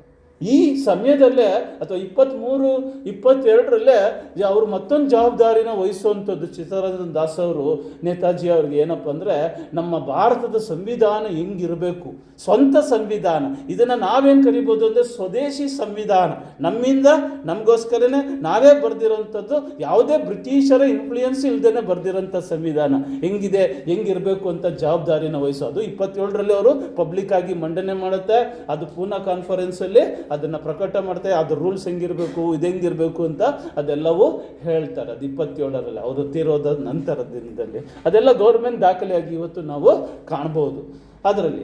ಹಾಗಾಗಿ ಈಗ ಚಿತ್ತರಂಜನ್ ದಾಸ್ ಅವರು ಸೇರಿಕೊಂಡು ಈಗ ಬಂಗಾಲಿನ ಆ ಪ್ರಾಂತ್ಯನ ಅಭಿವೃದ್ಧಿ ಹೆಂಗೆ ಮಾಡ್ತಾರಪ್ಪ ಅಂದರೆ, ಹಾಲನ್ನ ಕೊಡೋದಕ್ಕೆ ಸಪ್ರೇಟ್ ಕೇಂದ್ರಗಳು ಮಾಡ್ತಾರೆ, ಎಜುಕೇಷನ್ ಸಿಸ್ಟಮ್ಸ್ ವಿದ್ಯಾಭ್ಯಾಸ ಕೇಂದ್ರಗಳು ಕೊಡೋಕ್ಕೆ ಸಪ್ರೇಟ್ ಕೇಂದ್ರಗಳು ಮಾಡ್ತಾರೆ. ಮತ್ತು ಯಾರು ನಮಗೇನು ಬೇಸಿಕ್ ನೆಸೆಸಿಟಿ ಇರೋದು ಫುಡ್ಡು, ಆಹಾರ ಮತ್ತು ಔಷಧಿ ಮತ್ತು ಎಜುಕೇಷನ್, ಇದ್ರ ಬಗ್ಗೆ ಅತ್ಯಂತ ಹೆಚ್ಚಿನಾಗಿ ಅಲ್ಲಿವರೆಗೂ ಹೆಂಗಿರುತ್ತೆ ಅಂದರೆ, ಬ್ರಿಟಿಷರು ಬಂದರೆ ಗೌರವ ಕೊಡೋವಂಥದ್ದು, ಅದೇ ಭಾರತೀಯರು ಬಂದರೆ ಸ್ವತಂತ್ರ ಹೋರಾಟ ಯಾವುದೇ ಗೌರವ ಕೊಡದೆ ಮಾತಾಡೋವಂಥದ್ದು. ಅದು ರಿವರ್ಸ್ ಆಗಿಬಿಡುತ್ತೆ. ಮತ್ತು ಹೋಮ್ ಇಂಡಸ್ಟ್ರಿ ಏನು ಎಲ್ಲರಿಗೂ ಖಾದಿ ಬಟ್ಟೆನೇ ಹಾಕೋಬೇಕು ಅಂತ ಕಾನೂನುಗಳು ಮಾಡುತ್ತೆ. ಪ್ರತಿಯೊಂದು ಶಾಲೆಯಲ್ಲೂ ಖಾದಿ ಯೂನಿಫಾರ್ಮೇ ಬಂದ್ಬಿಡುತ್ತೆ. ಆದ್ದರಿಂದ ಇನ್ನೊಂದಷ್ಟು ಏನು ಗುಡಿ ಕೈಗಾರಿಕೆಗಳು ಉತ್ಪತ್ತಿ ಆಗ್ತವೆ. ಏನು ಗಾಂಧೀಜಿಯವರ ಹೋಮ್ ಇಂಡಸ್ಟ್ರಿ ಕಲ್ಪನೆ ಇತ್ತು, ಅದು ಸಾಕಾರ ಆಗುವಂಥದ್ದನ್ನು ಅವ್ರು ಮಾಡ್ತಾರೆ. 1 ವರ್ಷದಲ್ಲಿ ಜನಗಳಿಗೆ ಹೆಂಗೆ ಅನಿಸ್ಬಿಡುತ್ತೆ ಅಂದರೆ, ಬಂಗಾಲ್ಗೆ ಸ್ವಾತಂತ್ರ್ಯನೇ ಬಂದ್ಬಿಟ್ಟಿದೆ ಅಂತ ಅನಿಸ್ಬಿಡುತ್ತದೆ. ಇದನ್ನು ಬ್ರಿಟಿಷವರು ಸರಿಯಾಗಿ ನೋಡ್ದೇನೆ ಗಮನಿಸ್ತಾನೆ ಯಾವತ್ತೂ ಇರಲಿಲ್ಲ. ಹಾಗಾಗಿ ಅವ್ರಿಗೆ ಗೊತ್ತಾಗುತ್ತೆ, is the most dangerous man ಅಂತ ಕನ್ಸಿಡರ್ ಮಾಡಿ ಯಾವುದೇ ಒಂದು ಹೊಸ ಕಾನೂನು ತಂದು ನೇತಾಜಿ ಅವ್ರನ್ನ ಅರೆಸ್ಟ್ ಮಾಡಿಕೊಂಡು ತಗೊಂಡೋಗಿ ಬಾಂಡೆಲ್ಲ ಜೈಲಿಗೆ ಹಾಕ್ಬಿಡ್ತಾರೆ. ಮಾಂಡೆಲೆ ಜೈಲ್ಗೆ ಹಾಕಿದಾಗ ಅದು ತಿಲಕ್ ಅವರು ಇದ್ದಂತಹ ಜಾಗ ಅಲ್ಲ, ಫಸ್ಟ್ ಟೈಮು ಹೋಗಿದ್ದಂಥ ಜಾಗ ಅಲ್ವಾ, ಅವಾಗ ನಾನಲ್ಲೂ ಬಂದಿದ್ದೀನಿ ಅಂತ ಅವ್ರು ಖುಷಿ ಪಡ್ತಾರೆ. ಅದರಲ್ಲಿ ನೋಡಿ ವ್ಯಕ್ತಿತ್ವ ಯಾವ ರೀತಿ ಇದೆ ಅಂತ. ಆಗ ಅವ್ರನ್ನ ಬಿಡಿಸೋಕ್ಕೆ ಅವ್ರ ಗುರುಗಳು ಸಕ್ಕಾವಡೆ ಪ್ರಯತ್ನ ಮಾಡ್ತಾರೆ. ಆದರೆ ಅದೇ ಇದರಲ್ಲಿ ಅವರ ಆರೋಗ್ಯ ಹದಗೆಡುತ್ತೆ. ಅವರು ದಾಸ್ ಅವರು 1 ವರ್ಷ ನಂತರ ತೀರ್ಕೊಂಡಾಗ ಈ ಸ್ವರಾಜ್ ಪಾರ್ಟಿ ಏನು ಕಟ್ಟಿರ್ತೀವಿ, ಏನೇನು ಆಗಬಾರ್ದು. ಮೋತಿಲಾಲ್ ನೆಹರು, ಗಾಂಧಿ ಪಾಳ್ಯಕ್ಕೆ ಅವರು ಕೊನೆ ಹಂತಕ್ಕೆ ಬಂದಿರ್ತಾರೆ. ಅವ್ರ ಜೊತೆ ಗಾಂಧಿಯವ್ರ ಜೊತೆ ಸೇರಿಕೊಂಡು ಟ್ರೀಟಿ ಮಾಡ್ಕೊಬಿಡ್ತಾರೆ ಅವ್ರ ಮಗನಿಗೋಸ್ಕರ. ನಂತರದಲ್ಲಿ ಅದರ ಆಲ್ರೆಡಿ ಒಂದು ಹಿಂದೂ ಸಂಘಟನೆ ಇತ್ತು, ಮತ್ತೊಂದು ಯಾವುದು ಮತ್ತು ಲಾಲಾ ಲಜಪತ್ ರಾಯಿ ಮತ್ತು ಇಂಥವ್ರು ಮತ್ತೊಂದು ಸಂಘಟನೆ, ಹಿಂದೂ ಸಂಘಟನೆ ಮಾಡ್ಕೊಬಿಡ್ತಾರೆ. ಎಷ್ಟೆಷ್ಟು ಒಡೆದೋಗ್ಬೇಕು, ಎಲ್ಲ ರೀತಿ ಒಡೆದೋಗಿರ್ತದೆ. ಈಗ ನೇತಾಜಿ ಅವರು ಜೈಲಲ್ಲಿದ್ದಾರೆ. ಜೈಲಲ್ಲಿದ್ದು ಈಗ ಏನು ಮಾಡಬೇಕು, ಅವ್ರನ್ನ ಬಿಡಿಸೋದು ಹೆಂಗೆ ಅಂದರೆ, ಜನಗಳು ಏನು ಯೋಚನೆ ಮಾಡುತ್ತೆ, ಯಾಕೆ ನಾವು ಎಲೆಕ್ಷನ್ಗೆ ನಿಲ್ಲಿಸಿ ಗೆಲ್ಲಿಸ್ಕೋಬಾರ್ದು ಅಂತ. ಆ ಜೈಲಲ್ಲಿ ಏನಾಗುತ್ತೆ ಅಂದರೆ, ಒಂದು TB ಥರ ಕಾಯಿಲೆ ಅಟ್ಯಾಕ್ ಕೂಡ ಆಗ್ಬಿಡುತ್ತೆ. ಅವರು ಅದರಲ್ಲಿ ಅವ್ರಿಗೆ ಸರಿಯಾದ ಫೆಸಿಲಿಟಿ ಕೊಡ್ತಾರೆ, ತುಂಬ ನಿಕೃಷ್ಟವಾಗಿ ನೋಡಿ ಸರಿಯಾದ ಊಟ ಕೊಡ್ತಾರಲ್ಲ, ಅದಕ್ಕೋಸ್ಕರ ಒಂದು ಹಂಗರ್ ಸ್ಟ್ರೈಕ್ ಇಟ್ಕೊಬಿಡ್ತಾರೆ. 21 ದಿನ ಕಾಲ ಉಪವಾಸ ಮಾಡ್ತಾರೆ. ಅದರಲ್ಲೇನೋ ಕೊನೆಗೆ ಎಲ್ಲ ಗೆದ್ದು ಆ ಫೆಸಿಲಿಟಿಗಳನ್ನೆಲ್ಲ ತಗೋತಾರೆ. ಅವ್ರ ದೇಹ ಜರ್ಜರಿತವಾಗ್ಬಿಟ್ಟಿರ್ತದೆ. ಆದರೆ ಬ್ರಿಟಿಷರು ಬಿಡೋಕ್ಕಂತೂ ತಯಾರೇ ಇಲ್ಲ. ಅದಕ್ಕೇನು ಮಾಡ್ತಾರೆ ಜನಗಳು, ಅವ್ರನ್ನ ಮೇಯರ್ ಎಲೆಕ್ಷನ್ ನಿಲ್ಲಿಸ್ಕೋತಾರೆ. ಈಗ ನಿಲ್ಲಿಸ್ಕೊಂಡು ಹೆಂಗೆ ಕ್ಯಾಂಪೇನ್ ನಡೀತದೆ ಅಂದರೆ, ನೀವು ಸುಭಾಷ್ನ ಉಳಿಸ್ಕೋಬೇಕಂದ್ರೆ, ಜೈಲಿಂದ ಹೊರಗಡೆ ತರಬೇಕಂದ್ರೆ ಇವ್ರನ್ನ ಗೆಲ್ಲಿಸ್ಬೇಕು ಅಂತ. ಈಗ ಸುಭಾಷೇ ಇಲ್ಲ, ಯಾರು ನೋಡೇ ಇಲ್ಲ ಅವ್ರನ್ನ. ಆದರೂ ಅವರು ಬಹುಮತದಿಂದ ಈ ಮೇಯರ್ ಎಲೆಕ್ಷನಲ್ಲಿ ಗೆಲ್ತಾರೆ. ಆದರೆ ಬ್ರಿಟಿಷರು ಮಾತ್ರ ಬಿಡೋದೇ ಇಲ್ಲ. ಕೊನೆಗೆ ಅವರ ಕಾಯಿಲೆ ಅತಿ ಹೆಚ್ಚಾಗಿ ಮತ್ತೊಬ್ಬರು ಇಬ್ಬರು ಡಾಕ್ಟ್ರುಗಳ ಕೈಯಲ್ಲಿ ಅವ್ರನ್ನ ಟೆಸ್ಟ್ ಮಾಡಿಸ್ತಾರೆ. ಅವ್ರಿಗೆ ಒತ್ತಡ ತರ್ತಾರೆ, ನೀವು ಹೇಳಲೇಬೇಕು, ಅವ್ರು ಚೆನ್ನಾಗಿದ್ದಾರೆ ಅಂತ ಹೇಳಲೇಬೇಕು. ಅಲ್ಲಿಂದ ಅಲ್ಮೋಡ ಅಂತ ಇನ್ನೊಂದು ಭಯಂಕರವಾದ ಜೈಲು, ಅಲ್ಲಿ ಕಳಿಸ್ಬೇಕು ಅಂದ್ಬಿಟ್ಟು. ಆದರೆ ಅವರೇನು ಮಾಡ್ತಾರೆ, ಈ ಬಿಡದೆ ಹೋದರೆ ನೇತಾಜಿ ಅವ್ರು ಬದುಕಿರೋದು ತುಂಬ, ಅವ್ರನ್ನ ಉಳಿಸ್ಕೊಳ್ಳೋದು ತುಂಬ ಕಷ್ಟ ಆಗ್ತದೆ ಅಂತ ಹೇಳ್ತಾರೆ. ಆಗ ಮತ್ತೊಬ್ಬ ಬ್ರಿಟಿಷದು ಮತ್ತೆ ಹೇಳ್ತಾನೆ, ಏನೋ the life dead Subhash is more dangerous than the life Subhash ಅಂತ. ಆಗ ಅನಿವಾರ್ಯವಾಗಿ ಬಿಡಬೇಕಾಗಿ ಬರ್ತದೆ. ಆಗ ಅವ್ರಿಗೊಂದು ಆಫರ್ ಇಡ್ತಾರೆ ನೋಡಿ. ಆಗ ಬಿಡೋದಿಲ್ಲ, ಬಿಡೋ ಬದಲು ಏನು ಮಾಡ್ತಾರೆ, ನಿಮ್ಮ ದುಡ್ಡಲ್ಲಿ ನೀವು ಸ್ವಿಟ್ಜರ್ಲ್ಯಾಂಡ್ಗೆ ಹೋಗೋದಾದರೆ ನಮ್ದೇನು ತೊಂದರೆ ಇಲ್ಲ ಅಂತ ಹೇಳ್ತಾರೆ. ಆ ಥರ ಆಫರ್ ಕೊಡ್ತಾರೆ. ಫಸ್ಟ್ ಕೊಟ್ಟಾಗ, ನಾನು ದೇಶದಿಂದ ಹೊರಗಡೆ ಹೋಗೋದು ನನ್ನನ್ನು ನಾನು ಈ ಹೋರಾಟದಿಂದ ದೂರ ಮಾಡ್ಕೊಂಡಂಗೆ ಅಂತ ಹೇಳ್ತಾರೆ. ಬಟ್ ಅನಿವಾರ್ಯವಾಗಿ ಅದನ್ನು ಹೋಗಬೇಕಾಗಿ ಬರ್ತದೆ. ಸ್ವಿಟ್ಜರ್ಲ್ಯಾಂಡಲ್ಲಿ ಹೋಗ್ತಾರೆ, ಅಲ್ಲೊಂದು ಸ್ವಲ್ಪ ಸುಧಾರಿಸ್ಕೋತಾರೆ. ಅದು ಸುಮ್ಮನೆ ಇರೋಂಥ ವ್ಯಕ್ತಿ ಅಲ್ವಲ್ಲ. ಅಲ್ಲಿ ವಿಠಲ್ ಭಾಯ್ ಅಂತ ಮತ್ತೊಬ್ಬರು ವ್ಯಕ್ತಿ ಇರ್ತಾರೆ. ಯಾರು, ಸರ್ದಾರ್ ವಲ್ಲಭಭಾಯ್ ಪಟೇಲರ ಅಣ್ಣ. ಆ ಮನೆ ಹೆಂಗಪ್ಪ ಅಂದರೆ, ಒಬ್ಬ ದೇಶಕ್ಕೋಸ್ಕರ ಹೋದರೆ ಮತ್ತೊಬ್ಬ ಸಂಸಾರ ನೋಡ್ಕೋಬೇಕು ಅಂತ. ಆಮೇಲೆ ಸರ್ದಾರ್ ವಲ್ಲಭಭಾಯ್ ಪಟೇಲ್ ಅವರು, ನೀವು ದೇಶಕ್ಕೋಸ್ಕರ ಹೋಗಿ, ನಾನು ನಾನು ಮನೆಗೋಸ್ಕರ ನೋಡ್ಕೋತೀನಿ ಅಂತ ಮನೇನ ನೋಡ್ಕೋತಾ ಇರ್ತಾರೆ ಅಣ್ಣ ತಮ್ಮದರಲ್ಲಿ, ಆ ರೀತಿ ಒಪ್ಪಂದ. ಆದರೆ ನಂತರದಿಂದಲೇ ಗಾಂಧೀಜಿಯವರ ಮಾತನ್ನು ಕೇಳಿ ಅವ್ರ ದೇಶದ ಹತ್ರಕ್ಕೆ ಬರೋದಕ್ಕೆ, ದೇಶ ಸೇವೆಗೆ ಬರೋದಕ್ಕೆ ಅವರು ತಡ್ಕೊಳಕ್ಕಾಗಲಿಲ್ಲ. ನಂತರದಲ್ಲಿ ದೇಶ ಸೇವೆಗೋಸ್ಕರ ಅವರು ಕೂಡ ಬರ್ತಾರೆ. ಅದು ಸಂಪೂರ್ಣವಾಗಿ ಅಲ್ಲಿದ್ದಂಥ ವ್ಯಕ್ತಿತ್ವ ನಂತರ ಬಂದ ಮೇಲೆ ಗಾಂಧೀಜಿಯವರ ನಿಜವಾದ ಮಾನಸ ಪುತ್ರ ಅಂದರೆ ಅದು ಸರ್ದಾರ್ ವಲ್ಲಭಾಯ್ ಪಟೇಲನೇ. ಆದರೆ ಗಾಂಧೀಜಿಯವ್ರ ಥರ ಅವರು ಬಟ್ಟೆ ಹಾಕೊಳ್ಳೋದು ನಡ್ಕೊಳ್ಳೋದು ಮಾಡ್ತಾ ಇರಲ್ಲ. ಆದರೆ ನೆಹರು ಅದು ಕೆಲಸ ಎಲ್ಲ ಬಟ್ಟೆಲಿ ತೋರಿಸ್ಕೊಳ್ಳೋದು, ವ್ಯಕ್ತಿತ್ವದಲ್ಲಿ ಹಿಂಗಿದ್ದೀನಿ ನಿಮ್ಮ ಕಡೆ ಇದ್ದೀನಿ ಅಂತ ತೋರಿಸ್ಕೊಳ್ಳೋದು, ಒಳಗಡೆ ಬೇರೆ ಕೆಲಸ ಮಾಡೋದು, ಈ ರೀತಿಯಾದ. ಆದರೆ ಗಾಂಧೀಜಿಯವ್ರ ಸೆಲೆಕ್ಷನ್ ಕೂಡ ಅಲ್ಲಿ ರಾಂಗ್ ಆಯಿತು. ಅವರು ಪಟೇಲ್ ಅವ್ರನ್ನ ಬಿಟ್ಟು ನೆಹರು ಅವ್ರನ್ನ ಅಧಿಕಾರ ಕೊಟ್ಟಿದ್ದರಿಂದನೇ ನಮ್ಮ ದೇಶಕ್ಕೆ ಇಂಥ ಸ್ಥಿತಿ ಬಂತು ಅಂತ ನಂತರ ದಿನದಲ್ಲಿ ನಮಗೆ ಗೊತ್ತಾಗುವಂಥದ್ದು. ಆದರೆ ಇಲ್ಲಿ ಬಂದಾಗ ಈ ವಿಠಲ್ ಭಾಯ್ ಪಟೇಲ್ ಅವರು ಅಷ್ಟೊಂದಾಗಿ ಗೊತ್ತಿಲ್ಲ ಜನಕ್ಕೆ. ಏನಪ್ಪ ಅಂದರೆ ಯುರೋಪಾದ್ಯಂತ ಏನು ಭಾರತದ ಬಗ್ಗೆ ಕೀಳಾಗಿ ಮಾತಾಡುವಂಥದ್ದು, ಬರೀ ಆವಾಡಿಗರ ದೇಶ ಅನ್ನುವಂಥದ್ದು, ಈ ಥರ. ಅದಕ್ಕೆ ಅವ್ರು ಏನು ಮಾಡ್ತಾ ಇರ್ತಾರೆ, ಈ ಭಾರತದ ಬಗ್ಗೆ, ಭಾರತೀಯ ಸಂಸ್ಕೃತಿ ಬಗ್ಗೆ ಗೌರವ ಬರ್ಸಕ್ಕೆ ಏನು ಮಾಡಬೇಕು ಅಂಥ ಕೆಲಸನ ಅಲ್ಲಿ ಭಾಷಣ ಮಾಡುವಂಥದ್ದು, ಲೈಬ್ರರಿ ಎಸ್ಟಾಬ್ಲಿಷ್ಮೆಂಟ್ ಮಾಡೋದು, ಈ ಥರ ಕೆಲಸ ಮಾಡ್ತಾರೆ. ಈಗ ಸುಭಾಷ್ ಅವರು ಅವ್ರ ಜೊತೆ ಸೇರಿಕೊಂಡು ಈ ಭಾರತದ ಬಗ್ಗೆ ಒಬ್ಬ ಏನು ಎಕ್ಸ್ಟರ್ನಲ್ ಅಫೇರ್ ಮಿನಿಸ್ಟರ್ ಮಾಡಬೇಕಾಗಿರೋ ಕೆಲಸ. ನಮ್ಮ ದೇಶದ ಬಗ್ಗೆ ಎಲ್ಲ ಕೆಟ್ಟ ಭಾವನೆ ಬರ್ತಾ ಇದೆ ಅಂದರೆ ಅದನ್ನು ತಡಿಬೇಕು, ಅದನ್ನು ಒಳ್ಳೆ ಭಾವನೆ ಮಾಡಿಸ್ಬೇಕು. ನಮ್ಮ ದುಡ್ಡಲ್ಲಿ ಅಲ್ಲಿ ಪ್ರತಿ ದೇಶದಲ್ಲಿ ಒಂದೊಂದು ಲೈಬ್ರರಿ ಹಾಕಿರಬೇಕು. ಅದಕ್ಕೆ ಎಲ್ಲ ಥರ ದುಡ್ಡು ನಮ್ಮ ದೇಶದಿಂದ ಪ್ರೊವೈಡ್ ಆಗಬೇಕು. ಮತ್ತು ಏನು ನಮ್ಮ ದೇಶದ ಬಗ್ಗೆ ಈ ಕ್ವಶನ್ಗಳು ಬರ್ತಾವೋ ಅದು ನಮ್ಮಿಂದ ಉತ್ತರ ಬರಬೇಕು. ಇನ್ಯಾರೋ ನಮ್ಮ ವಿರೋಧಿನ ಹೋಗಿ ಇವನು ಹೆಂಗೆ ಅಂತ ಕೇಳಿದ್ರೆ ಏನು ಹೇಳ್ತಾನೆ? ಅದನ್ನು ಹೇಳ್ತಲ್ಲ ಒಂದು ಹರಿಕತೆಯಲ್ಲಿ. ಯಾರೋ ಒಬ್ಬರು ಶಾಸ್ತ್ರನ ಹೋಗಿ ಚಂಡಾಳ ನಂತರ ಹೋಗಿ ಶಾಸ್ತ್ರ ಕೇಳಿದ್ರಂತೆ. ಅವನು ಯಾವಾಗ ಸಾಯೋದಂದ್ರೆ ನಾಳೆ ಮಧ್ಯಾಹ್ನ ನೀನು ಡಮಾರ್ ಅಂತಂತ. ಹಂಗಾಗ್ತದೆ. ಹಂಗಾಗಿ ನಮ್ಮ ಬಗ್ಗೆ ನಾವೇ ಹೇಳಬೇಕು, ಬೇರೆಯವ್ರು ಮಾತಾಡಬಾರ್ದು. ಹಾಗಾಗಿ ಈ ರೀತಿಯಾದಂಥ ಗೌರವ ಮೂಡಿಸುವಂಥ ಭಾವನೆನ ಬರಬೇಕು. ಒಂದು ಇಂಪಾರ್ಟೆಂಟ್ ಪ್ರೆಸ್ಪೆಕ್ಟ್ ಮಾಡ್ತಾರೆ ಅಲ್ಲಿ. ಪ್ರೆಸ್ ಅವ್ರು ಏನು ಕೇಳ್ತಾರಪ್ಪ ಅಂದರೆ, ಈ ಶಾಂತಿಯಿಂದ ನಿಮಗೆ ಸ್ವತಂತ್ರ ಸಿಗುತ್ತಾ ಅಂತ ನಿಮ್ಗೆ ಅನಿಸುತ್ತಾ ಅಂತ ಕೇಳ್ತಾರೆ. ಆಗ ಸ್ವತಂತ್ರ ಅದರಿಂದ ಸಿಗಲ್ಲ ಅಂತ ನಮಗೂ ಅನಿಸಲ್ಲ ಅಂತ ಸುಭಾಷ್ ಅವರು ಉತ್ತರ ಕೊಡು. ಹಾಗಾದರೆ ನೆಕ್ಸ್ಟ್ ಏನು ಮಾಡ್ತೀರಿ? ಆಗ ನಿಜವಾಗ್ಲೂ ಕ್ರಾಂತಿಗೆ ಇಳಿತೀರಾ ಅಂತಂತಾರೆ. ಆಗ ಇವರು ಪಟೇಲ್ ಅವರು ಏನು ಹೇಳ್ಬಿಡ್ತಾರೆ, ಗಾಂಧೀಜಿಯವರು ಜೀವನ ಅಂದರೆ ಸ್ವತಂತ್ರ ಹೋರಾಟ ಸಾಕಾಗಿದ್ದರೆ ಅವ್ರು ರಿಟೈರ್ಡ್ ಆಗಬೇಕು ಅಂತಂದೆ. ಯಾಕಂದರೆ ಯುವಕರಿಗೆ ಬಿಡ್ತಾನೆ ಇರಲ್ವಲ್ಲ ಹೋರಾಟ ಮಾಡೋಕ್ಕೆ. ಏನು ಮಾಡೋದು? ಸ್ಲೋ ಡೌನ್ ಮಾಡೋದು. ಅದಕ್ಕೆ ಆ ರೀತಿ ಉತ್ತರ ಕೊಟ್ಬಿಡ್ತಾರೆ.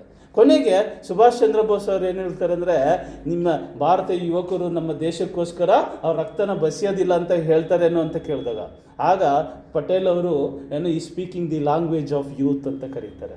ಈ ರೀತಿ ಇದು ದೊಡ್ಡ ನ್ಯೂಸ್ ಆಗಿ ಗಾಂಧಿ ಪಾಳೆಯಲ್ಲಿ ಸುಭಾಷರನ್ನು ವಿರೋಧಿಗಳಾಗಿ ಸೃಷ್ಟಿ ಮಾಡೋಕ್ಕೆ ಅಥವಾ ಗಾಂಧಿಯಲ್ಲಿ ದ್ವೇಷನ ಬೆಳೆಸೋದಕ್ಕೆ ಕಾರಣ ಆಗ್ಬಿಡ್ತದೆ. ನಂತರ ದಿನದಲ್ಲಿ ತುಂಬ ದೊಡ್ಡ ಕಾರಣ ಆಗೋಗುತ್ತೆ. ನಂತರದಲ್ಲಿ ಅವ್ರು ಮತ್ತೆ ಭಾರತಕ್ಕೆ ವಾಪಸ್ ಬಂದಾಗ ಬಂದೇ ಬರ್ತೀವಿ ಅಂತ ಹೇಳ್ತಾರೆ. ವಾಪಸ್ ಬರ್ತಾರೆ, ಬ್ರಿಟಿಷ್ ನೀಟಾಗಿ ಹಂಗೆ ಅರೆಸ್ಟ್ ಮಾಡಿ ಹೊರಗಡೆ ಹಾಕ್ತಾರೆ. ಅಲ್ಲಿ ಜೈಲ್ ಒಳಗಡೆ ಹಾಕ್ಬಿಡ್ತಾರೆ. ಜೈಲ್ ಒಳಗಡೆ ಹಾಕಿದಾಗ ಮತ್ತೆ ಅದೇ ಅವ್ರ ದೇಹ ಜರ್ಜರಿತ ಆಗುತ್ತೆ. ನಾವು ಈಗ ವಿಯೆನ್ನಾಗಿ ಕಳಿಸ್ಬಿಡ್ತಾರೆ ಯಾರನ್ನ. ಅವ್ರು ನಿಮ್ಮ ದುಡ್ಡಲ್ಲೇ ನೀವು ಹೋಗಬೇಕು ಅಂತ ಹೇಳ್ತಾರೆ. ಈಗ ಎರಡನೇ ಸಲ ಮೊದಲು ಹೋಗಕ್ಕೆ ಹಿಂಸೆ ಪಡ್ತಾ ಇದ್ರಲ್ಲ, ಅಷ್ಟೊಂದು ಹಿಂಸೆ ಈಗ ಗೊತ್ತಾಗಿದೆ. ಈಗ ಯಾರ್ಯಾರನ್ನ ಮೀಟ್ ಮಾಡೋ ಅಲ್ಲಿ ಯಾರು ಬ್ರಿಟಿಷರ ವಿರೋಧಿಗಳಿದ್ರು, ಇಂಗ್ಲೆಂಡ್, ಮುಸೋಲಿನಿ, ಇಟಾಲಿ, ಇಂಥದ್ದು ಎಲ್ಲ ಬೇರೆ ಬೇರೆ ಸಂಘಟನೆಗಳು ದೇಶಕ್ಕೆ ಬರಲಿ ನಿಂಥದ್ದೆಲ್ಲ ಮೀಟ್ ಮಾಡಿ ಅವ್ರನ್ನೆಲ್ಲ ಸಂಘಟನೆ ಮಾಡಿ ಭಾರತ ದೇಶಕ್ಕೆ ಯಾವ ರೀತಿ ಸ್ವಾತಂತ್ರ್ಯಕ್ಕೆ ನೀವು ಸಹಾಯ ಮಾಡ್ತೀರಾ ಅಂತ ಕೇಳ್ತಾರೆ. ಮುಸೋಲಿನಿ ಮೀಟ್ ಮಾಡಿಬಿಟ್ಟು ನೀವೇನು ಮಾಡ್ತೀರಿ ಆವಾಗ ಅಂತ ಮಾತುಕತೆ ನಡಿಬೇಕಾದ್ರೆ, ನಾನು ಶಾಂತಿಯಿಂದನೇ ಸ್ವತಂತ್ರ ಬರಬೇಕು ಅನ್ನೋದು ನನಗೂ ಕೂಡ ಇಷ್ಟ, ಆದರೆ ಶಾಂತಿಯಿಂದ ಸ್ವತಂತ್ರ ಬರಲ್ಲ ಅಂತ ನಮಗೂ ಗೊತ್ತಿದೆ, ನಿಮಗೂ ಅದು ಗೊತ್ತಿದೆ ಅಲ್ವಾ ಅಂತ. ಹೌದು, ಸ್ವತಂತ್ರದಿಂದ ಬರೋದಿಲ್ಲ. ಹಾಗಾದ್ರೆ ನೆಕ್ಸ್ಟ್ ಪ್ಲ್ಯಾನ್ ಏನು ಅಂತ ಕೇಳಿದೆ. ಕ್ರಾಂತಿಯ ಮಾರ್ಗನೇನ ಅಂತಂದೆ. ಕ್ರಾಂತಿಯ ಮಾರ್ಗ ಇಷ್ಟೊಂದು ಒಳ್ಳೇದು ಮಾಡಿರಬೇಕಾದ್ರೆ ಅದರಿಂದ ಕೆಟ್ಟದ್ದು ಅಂತ ಹೆಂಗೆ ಹೇಳೋಕ್ಕಾಗುತ್ತೆ? ಖಂಡಿತವಾಗೂ ಕ್ರಾಂತಿಯ ಮಾರ್ಗದ ಅವಶ್ಯಕತೆ ಇದ್ದರೆ ನಾವು ಅದಕ್ಕೂ ಕೂಡ ಸಿದ್ಧ ಆಗೇ ಆಗ್ತೀವಿ ಅಂತ ಹೇಳ್ತಾರೆ ನೇತಾಜಿಯವರು. ಆಗ ಮತ್ತೆ ಪ್ರಶ್ನೆ ಮಾಡ್ತಾರೆ ಅವ್ರಿಗೆ, ಏನು ಹಾಗಾದರೆ ನಿಮ್ಮ ಪ್ಲ್ಯಾನ್ ಏನು ಅಂತ. ನಿಮ್ಮ ಸ್ವತಂತ್ರಗೊಳಿಸೋಕ್ಕೆ ಕ್ರಾಂತಿಯ ಮಾರ್ಗ ಆದರೆ ನೆಕ್ಸ್ಟ್ ಪ್ಲ್ಯಾನ್ ಏನು ಅಂತ ಕೇಳಿದಾಗ ಅವರು ಮತ್ತೆ ಆಗ ಫಸ್ಟ್ ಟೈಮ್ ಅವ್ರು ಸೈಲೆಂಟ್ ಆಗ್ತಾರೆ. ಫಸ್ಟ್ ಪ್ಲ್ಯಾನ್ ಮಾಡ್ಕೊಳ್ಳಿ, ಏನು ಸಹಾಯ ಬೇಕು ನಮ್ಮಿಂದ ತಗೊಳ್ಳಿ, ಆವಾಗ ನಾವು ಏನು ಬೇಕಾದ್ರೂ ನಿಮಗೆ ಮಾಡಿಕೊಡ್ತೀವಿ ಅಂತ ಹೇಳ್ತಾರೆ. ಅಲ್ಲೂ ಕೂಡ ಒಬ್ಬ ಭಾರತ ವಿರೋಧಿಗಳು ಅವ್ರ ಸುತ್ತಮುತ್ತ ಎಲ್ಲ ಸೇರಿಸಿರ್ತಾರೆ. ಅವ್ರು ಮೀಟ್ ಮಾಡೋದು ಅಷ್ಟು ಸುಲಭ ಇರೋಲ್ಲ. ಹಾಗಾಗಿ ಮಾರು ವೇಷ ಧರಿಸ್ಕೊಂಡು ಮೀಟ್ ಮಾಡಬೇಕಾಗಿರೋಂಥ ಕಣ್ ತಪ್ಪಿಸಿ ಮೀಟ್ ಮಾಡಬೇಕಾಗಿರೋಂಥ ಸ್ಥಿತಿ ಎಲ್ಲ ಇರ್ತದೆ. ಹಾಗಾಗಿ ನೇತಾಜಿಯವರು ಓಡಾಟ ಅಷ್ಟು ಸುಲಭವಾದ ಓಡಾಟ ಅಲ್ಲ, ಅದು ಒಂದೊಂದು ಕೂಡ ಒಂದೊಂದು ಸಾಹಸಗಾಥೆಗಳೇ, ಅಷ್ಟು ಮಟ್ಟಿಗೆ ಇದ್ದಂಥದ್ದನ್ನೇ ನಾವು ಕಾಣ್ಬೋದು. ನಂತರದಲ್ಲಿ ಇಲ್ಲೇನಾಗ್ಬಿಡ್ತದೆ ಅಂದರೆ, ನೆಹರೂನ ಗಾಂಧೀಜಿಯವರು, ನೆಹರು ಹೆಂಗೆ ಅಂದರೆ ಈ ಕಡೆ ಕ್ರಾಂತಿ ಪಾಳ್ಯದಲ್ಲಿ ಇರ್ತಾರೆ, ಈ ಕಡೆ ಶಾಂತಿ ಪಾಳ್ಯದಲ್ಲಿ ಅಲ್ಲೂ ಇದ್ದಂಗೆ ಎರಡು ಕಡೆನೂ ಇದ್ದನಂಗೆ ತೋರಿಸ್ಕೊ. ಗಾಂಧಿಯವರು ಅವ್ರನ್ನ ಅಟ್ರಾಕ್ಟ್ ಮಾಡ್ಬೇಕಂತ ಏನು ಮಾಡ್ತಾರೆ, ಹೆಂಗೆ ದುರಾಸೆ ತೋರಿಸ್ತಾರೆ, ನೆಕ್ಸ್ಟ್ ಅದೇ ಥರ ತೋರಿಸಿ ಅವ್ರನ್ನ ಅಧ್ಯಕ್ಷ ಮಾಡಿಬಿಡ್ತಾರೆ. ಯಾರಿಗೂ ಆ ಕಲ್ಪನೆನೇ ಇರಲ್ಲ, ಯಾಕೆಂದರೆ ಅವ್ರಿಗೆ ಅಷ್ಟೊಂದು ಅರ್ಹತೆಯನ್ನು ಇಲ್ವಲ್ಲ ಅಧ್ಯಕ್ಷರಾಗೋದಕ್ಕೆ. ಆದರೆ ಗಾಂಧೀಜಿ ಅಧ್ಯಕ್ಷ ಮಾಡಿಬಿಟ್ಟಿದ್ದಾರೆ. 1 ವರ್ಷ ಆಯಿತು, ಮತ್ತೊಂದು ವರ್ಷ ನೆಹರು ಮತ್ತೆ ಬಂದು ಕೇಳ್ತಾರೆ, ನೆಕ್ಸ್ಟ್ ಅಧ್ಯಕ್ಷನು ನಾನು ಆಗಬೇಕಂತ. ಯಾರಿಗೂ ವಿರೋಧ ಮಾಡೋಕ್ಕೆ ವಿರೋಧ ಧೈರ್ಯವಾಗಿ ಹೇಳೋಂತಹ ಇದೇ ಬಂದಿರಲ್ಲ. ನೆಕ್ಸ್ಟ್ ವರ್ಷನೂ ಅವರೇ ಆಗಿಬಿಡ್ತಾರೆ. ಈಗ ನೆಹರುನೇ ಆದಮೇಲೆ ಸುಭಾಷ್ ಅವ್ರು ಆಗಬಾರ್ದಾ ಅಂತ ಇಡೀ ಜನ ಭಾರತದಾದ್ಯಂತ ಕೇಳೋದಕ್ಕೆ ನೆಕ್ಸ್ಟ್ ಅಧ್ಯಕ್ಷ ಸುಭಾಷ್ ಅವರೇ ಆಗಬೇಕು ಅಂತ ಎಲ್ಲರೂ ಒತ್ತಡ ಜಾಸ್ತಿ. ಅದರಲ್ಲಿ ಈ ರೀತಿ ಗಾಂಧಿ ವಿರೋಧ ಮಾಡ್ಕೊಂಡು ಹೋದರೆ ನಮಗೆ ಸಾಧ್ಯ ಇಲ್ಲ ಅಂತ ಹೇಳಿ ಅವರು ಕೂಡ ಒಂದು ಸ್ವಲ್ಪ ರ್ಯಾಪೌಟ್ನ ಗಾಂಧಿಯವ್ರ ಹತ್ರ ಒಳ್ಳೇದು ಬಿಲ್ಡ್ ಮಾಡ್ಕೊಂಡು ಹೋಗ್ತಾರೆ. ಅದು ಪರಿಣಾಮ, ಅದು ಲಾಭನಾಗುತ್ತೆ. 38ರಲ್ಲಿ ಗಾಂಧಿಯವರು ಡಿಕ್ಲೇರ್ ಮಾಡ್ತಾರೆ, ನೇತಾಜಿಯವರೇ ಕಾಂಗ್ರೆಸ್ಸಿನ ಅಧ್ಯಕ್ಷರು ಅಂತ. ಈ ಪ್ರತಿಯೊಬ್ಬ ಭಾರತೀಯನು ಓದಬೇಕಾಗಿದ್ದ ಒಂದು ಭಾಷಣದಲ್ಲಿ ಈ ಸುಭಾಷ್ ಚಂದ್ರ ಬೋಸ್ ಅವರ ಈ 38ರ ಭಾಷಣ ಕೂಡ ಒಂದು. ಸುಭಾಷ್ ಚಂದ್ರ ಬೋಸ್ ಅವರು ಮಾಮೂಲಿ ನೋಡಿ ಸೈನ್ಸ್ ವಿದ್ಯಾರ್ಥಿ ಅಲ್ಲ, ಆದರೆ ಸೈಂಟಿಸ್ಟ್ಗಳು ಬಂದಾಗ ಅವ್ರ ಜೊತೆ ಮಾತುಕತೆ ನಡೆಸ್ತಾರೆ. ಮೇಘನಾಥ್ ಸಾಹಾ ಅಂತ ಅಸ್ಟ್ರಾನಮಿಕಲ್ ಫಿಸಿಕಲ್ ಸೈಂಟಿಸ್ಟು, ಅವ್ರ ಹತ್ರ ಪ್ರಶ್ನೆ ಕೇಳ್ತಾರೆ, ಈ ಜಾತಿಗಳಿದಾವಲ್ಲ, ಈ ಜಾತಿಗಳು ಇಂಟರ್ ಕ್ಯಾಸ್ಟ್ ಮ್ಯಾರೇಜ್ ಮಾಡಿಸೋಕ್ಕೆ ಏನಾದ್ರು ತೊಂದರೆ ಇದೆಯಾ, ಸೈಂಟಿಫಿಕ್ ಆಗಿ ಎಕ್ಸ್ಪ್ಲೈನ್ ಮಾಡ್ತೀರಾ, ಈ ಒಗ್ಗಟ್ಟು ವರ್ಷಕ್ಕೆ ನಿಮ್ಮ ಸೈನ್ಸ್ ಏನು ಹೇಳುತ್ತೆ, ಅದನ್ನು ಕೇಳ್ತಾರೆ. ವಿಶ್ವೇಶ್ವರಯ್ಯನವ್ರು ಬರ್ತಾರೆ. ವಿಶ್ವೇಶ್ವರಯ್ಯ ಬೇಸಿಕ್ ಸುಭಾಷ್ ಚಂದ್ರ ಬೋಸ್ ಅವರ ಬೇಸಿಕ್ ಕೋರ್ ಕಮಿಟಿಯಲ್ಲಿ ಇದ್ದಂಥದ್ದು. ನನಗೆ 4 ವರ್ಷದಿಂದ ಆ ಫೋಟೋಗಳು ಸಿಕ್ಕಿದೆ, ನಮ್ಮ ಕ್ಯಾಲೆಂಡ್ರಲ್ಲಿ ಕೂಡ ಆ ಫೋಟೋನ ಹಾಕಿದ್ದೀವಿ. ಅವ್ರದ್ದು ಪ್ಲಾನಿಂಗ್ ಕಮಿಷನ್ 15 ಬುಕ್ ಬರೆದಿದ್ದಾರೆ. ಮತ್ತು ಒಂದೇ ಒಂದು ಬುಕ್, ವರ್ಕಿಂಗ್ ಮೆಮೊರೀಸ್ ಅನ್ನೋ ಒಂದು ಬುಕ್ ಮಾತ್ರ ಅವೈಲಬಲ್ ಇರೋದು. ಇನ್ನು 14 ಬುಕ್ಗಳು ರಷ್ಯಾ, ಇಂಗ್ಲೆಂಡ್, ಯುರೋಪಲ್ಲಿ ಇದ್ದಾವೆ, ನಮ್ಮ ಕೈಗೆ ಸಿಕ್ಕಿಲ್ಲ. ಮೊದಲನೇ ಬುಕ್ಕು ಮೈ ಫ್ಯೂಚರ್ ಮೈಸೂರು ಅಂತ, ಅದನ್ನು ಓದಿ ಈ ನಮ್ಮ ಒಡೆಯರವರು ಅವ್ರನ್ನ ಹೋಗಿ ಕರ್ಕೊಬರೋದು, ನಮ್ಮ ಮೈಸೂರು ಹೆಂಗಿರಬೇಕು, ಹೆಂಗೆ ಅಭಿವೃದ್ಧಿ ಆಗಬೇಕು ಅಂತ ಅದರಲ್ಲಿ ಅವ್ರು ಬರೆದಿರೋಂಥ ಬುಕ್ನ ನೋಡಿ. ಇವತ್ತು ಕೂಡ ಆ ಬುಕ್ ನಮ್ಮ ಕೈಗೆ ಸಿಗ್ತಾ ಇಲ್ಲ. ಇವತ್ತು ಕಾವೇರಿ 3ನೇ ಅಂತ ಆಗಲೇ ಡಿಸೈಡ್ ಆಗಿದ್ದಂಥದ್ದು, ಅದನ್ನು ನೋಡ್ಬೋದು. ಆದರೆ ನೇತಾಜಿಯವರು ಆ ಥರ ಅಲ್ಲ. ಅವರ ಪ್ಲ್ಯಾನಿಂಗ್ ಕಮಿಷನ್ ಎಂಥ ಅದ್ಭುತವಾದಂಥ ಇದು ಅಂತ ಹೇಳಿ ಮಾತಾಡಿ ಪ್ಲ್ಯಾನಿಂಗ್ ಕಮಿಷನ್ ಅಂತ ಮಾಡಬೇಕು ಅಂದ್ಬಿಟ್ಟು ಡಿಕ್ಲೇರ್ ಮಾಡ್ತಾರೆ. ಅವರೇ ಫಸ್ಟು ಏನು 5 ಇಯರ್ ಪ್ಲ್ಯಾನಿಂಗ್ ಅಂತ ಅಂತೀವಿ, ಅದರ ನೇಟಿವು ವಿಶ್ವೇಶ್ವರಯ್ಯ ಅವ್ರದ್ದು, ಬೆಲೆ ಕೊಟ್ಟದ್ದು ಸುಭಾಷ್ ಚಂದ್ರ ಬೋಸ್ ಅವರು. ಮೊದಲನೇ ಅಧ್ಯಕ್ಷ ಆಗಿದ್ದು ನೆಹರು, ಮಾಡಿದ್ದು ಯಾರು? ಸುಭಾಷ್ ಚಂದ್ರ ಬೋಸ್ ಅವರು. ಆದರೆ ಒಂದೇ ಒಂದು ದಿನವೂ ಕೂಡ ಸ್ವತಂತ್ರ ಬಂದಮೇಲೆ ಅವ್ರಿಗೆ ಬದುಕಿರೋರಿಗೆ ಇದು ಸುಭಾಷ್ ಚಂದ್ರ ಬೋಸ್ ಅವರ ಕಲ್ಪನೆ ಅಂತ ಹೇಳೇ ಇಲ್ಲ. ಹಾಗಾಗಿ ನಮ್ಮ ದೇಶ ಅಭಿವೃದ್ಧಿ ನೆಕ್ಸ್ಟ್ 5 ಇಯರು ನೆಕ್ಸ್ಟ್ ಹೆಂಗಿರಬೇಕು, ಯಾವ್ಯಾವ ಇದರಲ್ಲಿ ಹೆಂಗೆ ಅಭಿವೃದ್ಧಿ ಆಗಬೇಕು ಅನ್ನೋದು ಕೂಡ ನೇತಾಜಿಯವರ ಕಲ್ಪನೆ. ಈ ಭಾಷಣದಲ್ಲಿ 1938 ಫಸ್ಟು ಗಾಂಧಿಯವ್ರನ್ನ ವಹಿಸ್ಕೊಳ್ಳೋಂತ ಮಾತಾಡ್ತಾರೆ.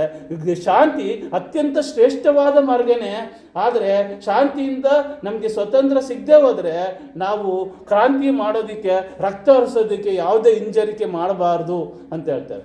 ಅಲ್ಲೇ ಕೋಪ ಬರ್ತದೆ ಅವ್ರಿಗೆ. ಮತ್ತು ನಮ್ಮ ದೇಶದ ಜನಸಂಖ್ಯೆ ಜಾಸ್ತಿ ಆಗ್ತಾಯಿದೆ, ಯಾರಿಗೂ ಇನ್ನೂ ಎಲ್ಲ ಯೋಚನೆ ಬಂದಿಲ್ಲ. ನೆಕ್ಸ್ಟ್ ಅದು ಸಮಸ್ಯೆ ಆಗುತ್ತೆ, ಜನಸಂಖ್ಯೆ ಜಾಸ್ತಿಯಾಗಿ ಸಮಸ್ಯೆ ಆಗುತ್ತೆ, ಅದನ್ನು ಹೇಳ್ತಾರೆ.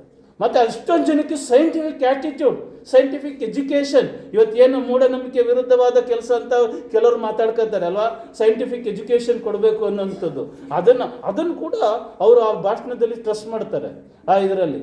ಆ ರೀತಿಯಾಗಿ ಕೊನೆಗೆ ಯಾವ ರೀತಿ ಒತ್ತಡ ಗಾಂಧಿ ಪಾಳ್ಯದ ಮೇಲೆ ಬರುತ್ತಂದರೆ, ಅವರು 1 ವರ್ಷ ಅವ್ರ ವೇಗನ ತಡೆಯೋಕ್ಕಾಗಲ್ಲ, ಓಡ್ತಾ ಇರೋ ಸ್ಪೀಡ್ಗೆ ಬ್ರೇಕ್ ಹಾಕಲೇಬೇಕು ಅಂತ ಹೇಳಿ ನೆಕ್ಸ್ಟ್ ಟೈಮ್ ಈಗ ಈ 1 ವರ್ಷ ಕಳೆದೋಗ್ತದೆ.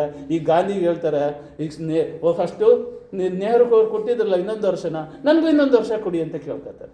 ಆದರೆ ಗಾಂಧಿಯ ಸುತಾರಾಮ್ ಬಿಲ್ಕುಲ್ ಒಪ್ಪೋದೇ ಇಲ್ಲ. ಯಾವುದೇ ಕಾರಣಕ್ಕೂ ಸುಭಾಷ್ ಮತ್ತೆ ಆಗಬಾರ್ದು ಅಂತ. ಆಗಾಯ್ತು, ಡೆಮೋಕ್ರಸಿ ಮುಖಾಂತರ ಹೆಂಗೆ ಎಲ್ಲರೂ ಒಪ್ಪಿಗೆ ಕೇಳೋಣ, ಎಲೆಕ್ಷನ್ ಮಾಡೋಣ ಅಂತಾರೆ. ಆಗ ಎಲ್ಲರೂ ಬರ್ತಾರೆ. ಇಲ್ಲಿವರೆಗೂ ಯಾವ ಮಾರ್ಗದಲ್ಲಿ ಎಲ್ಲರೂ ಆಯ್ಕೆ ಆದರೂ ಹಂಗೆ ಆಗಬೇಕಂದ್ರೆ ಗಾಂಧೀಜಿ ಏನು ಮಾರ್ಗ ಹೇಳಿದ್ರು ಅದೇ. ಯಾರು ಅಧ್ಯಕ್ಷ ಅಂದರೆ ಅವರೇ.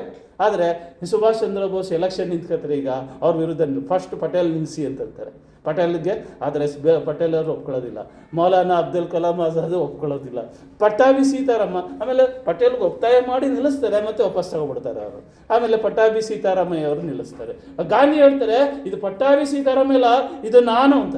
ಅದು ಸುಭಾಷ್ ಚಂದ್ರ ಬೋಸ್ ಕಡೆ ನಾನು ಅಂತ ಹೇಳ್ಕೊಳಕ್ಕೆ ಯಾರೂ ಇಲ್ಲ. ಈಗ ಅವ್ರದ್ದು ಗುರುಗಳು ಯಾವೆಲ್ಲ ಸತ್ತೋಗಿದ್ದಾರೆ ಅಲ್ಲ. ಹಾಗಾಗಿ ಈಗ ಇಬ್ಬರು ನಡುವೆ ಎಲೆಕ್ಷನ್ ನಡೀತದೆ. ಈ 1500ಕ್ಕಿಂತ ಹೆಚ್ಚು ಮತಗಳು ಕಂಡು ಸುಭಾಷ್ ಅವ್ರು ಗೆಲ್ತಾರೆ, ಆ ಪಟ್ಟಾಭಿ ಸೀತಾರಾಮ ಅವರು ಸೋಲ್ತಾರೆ.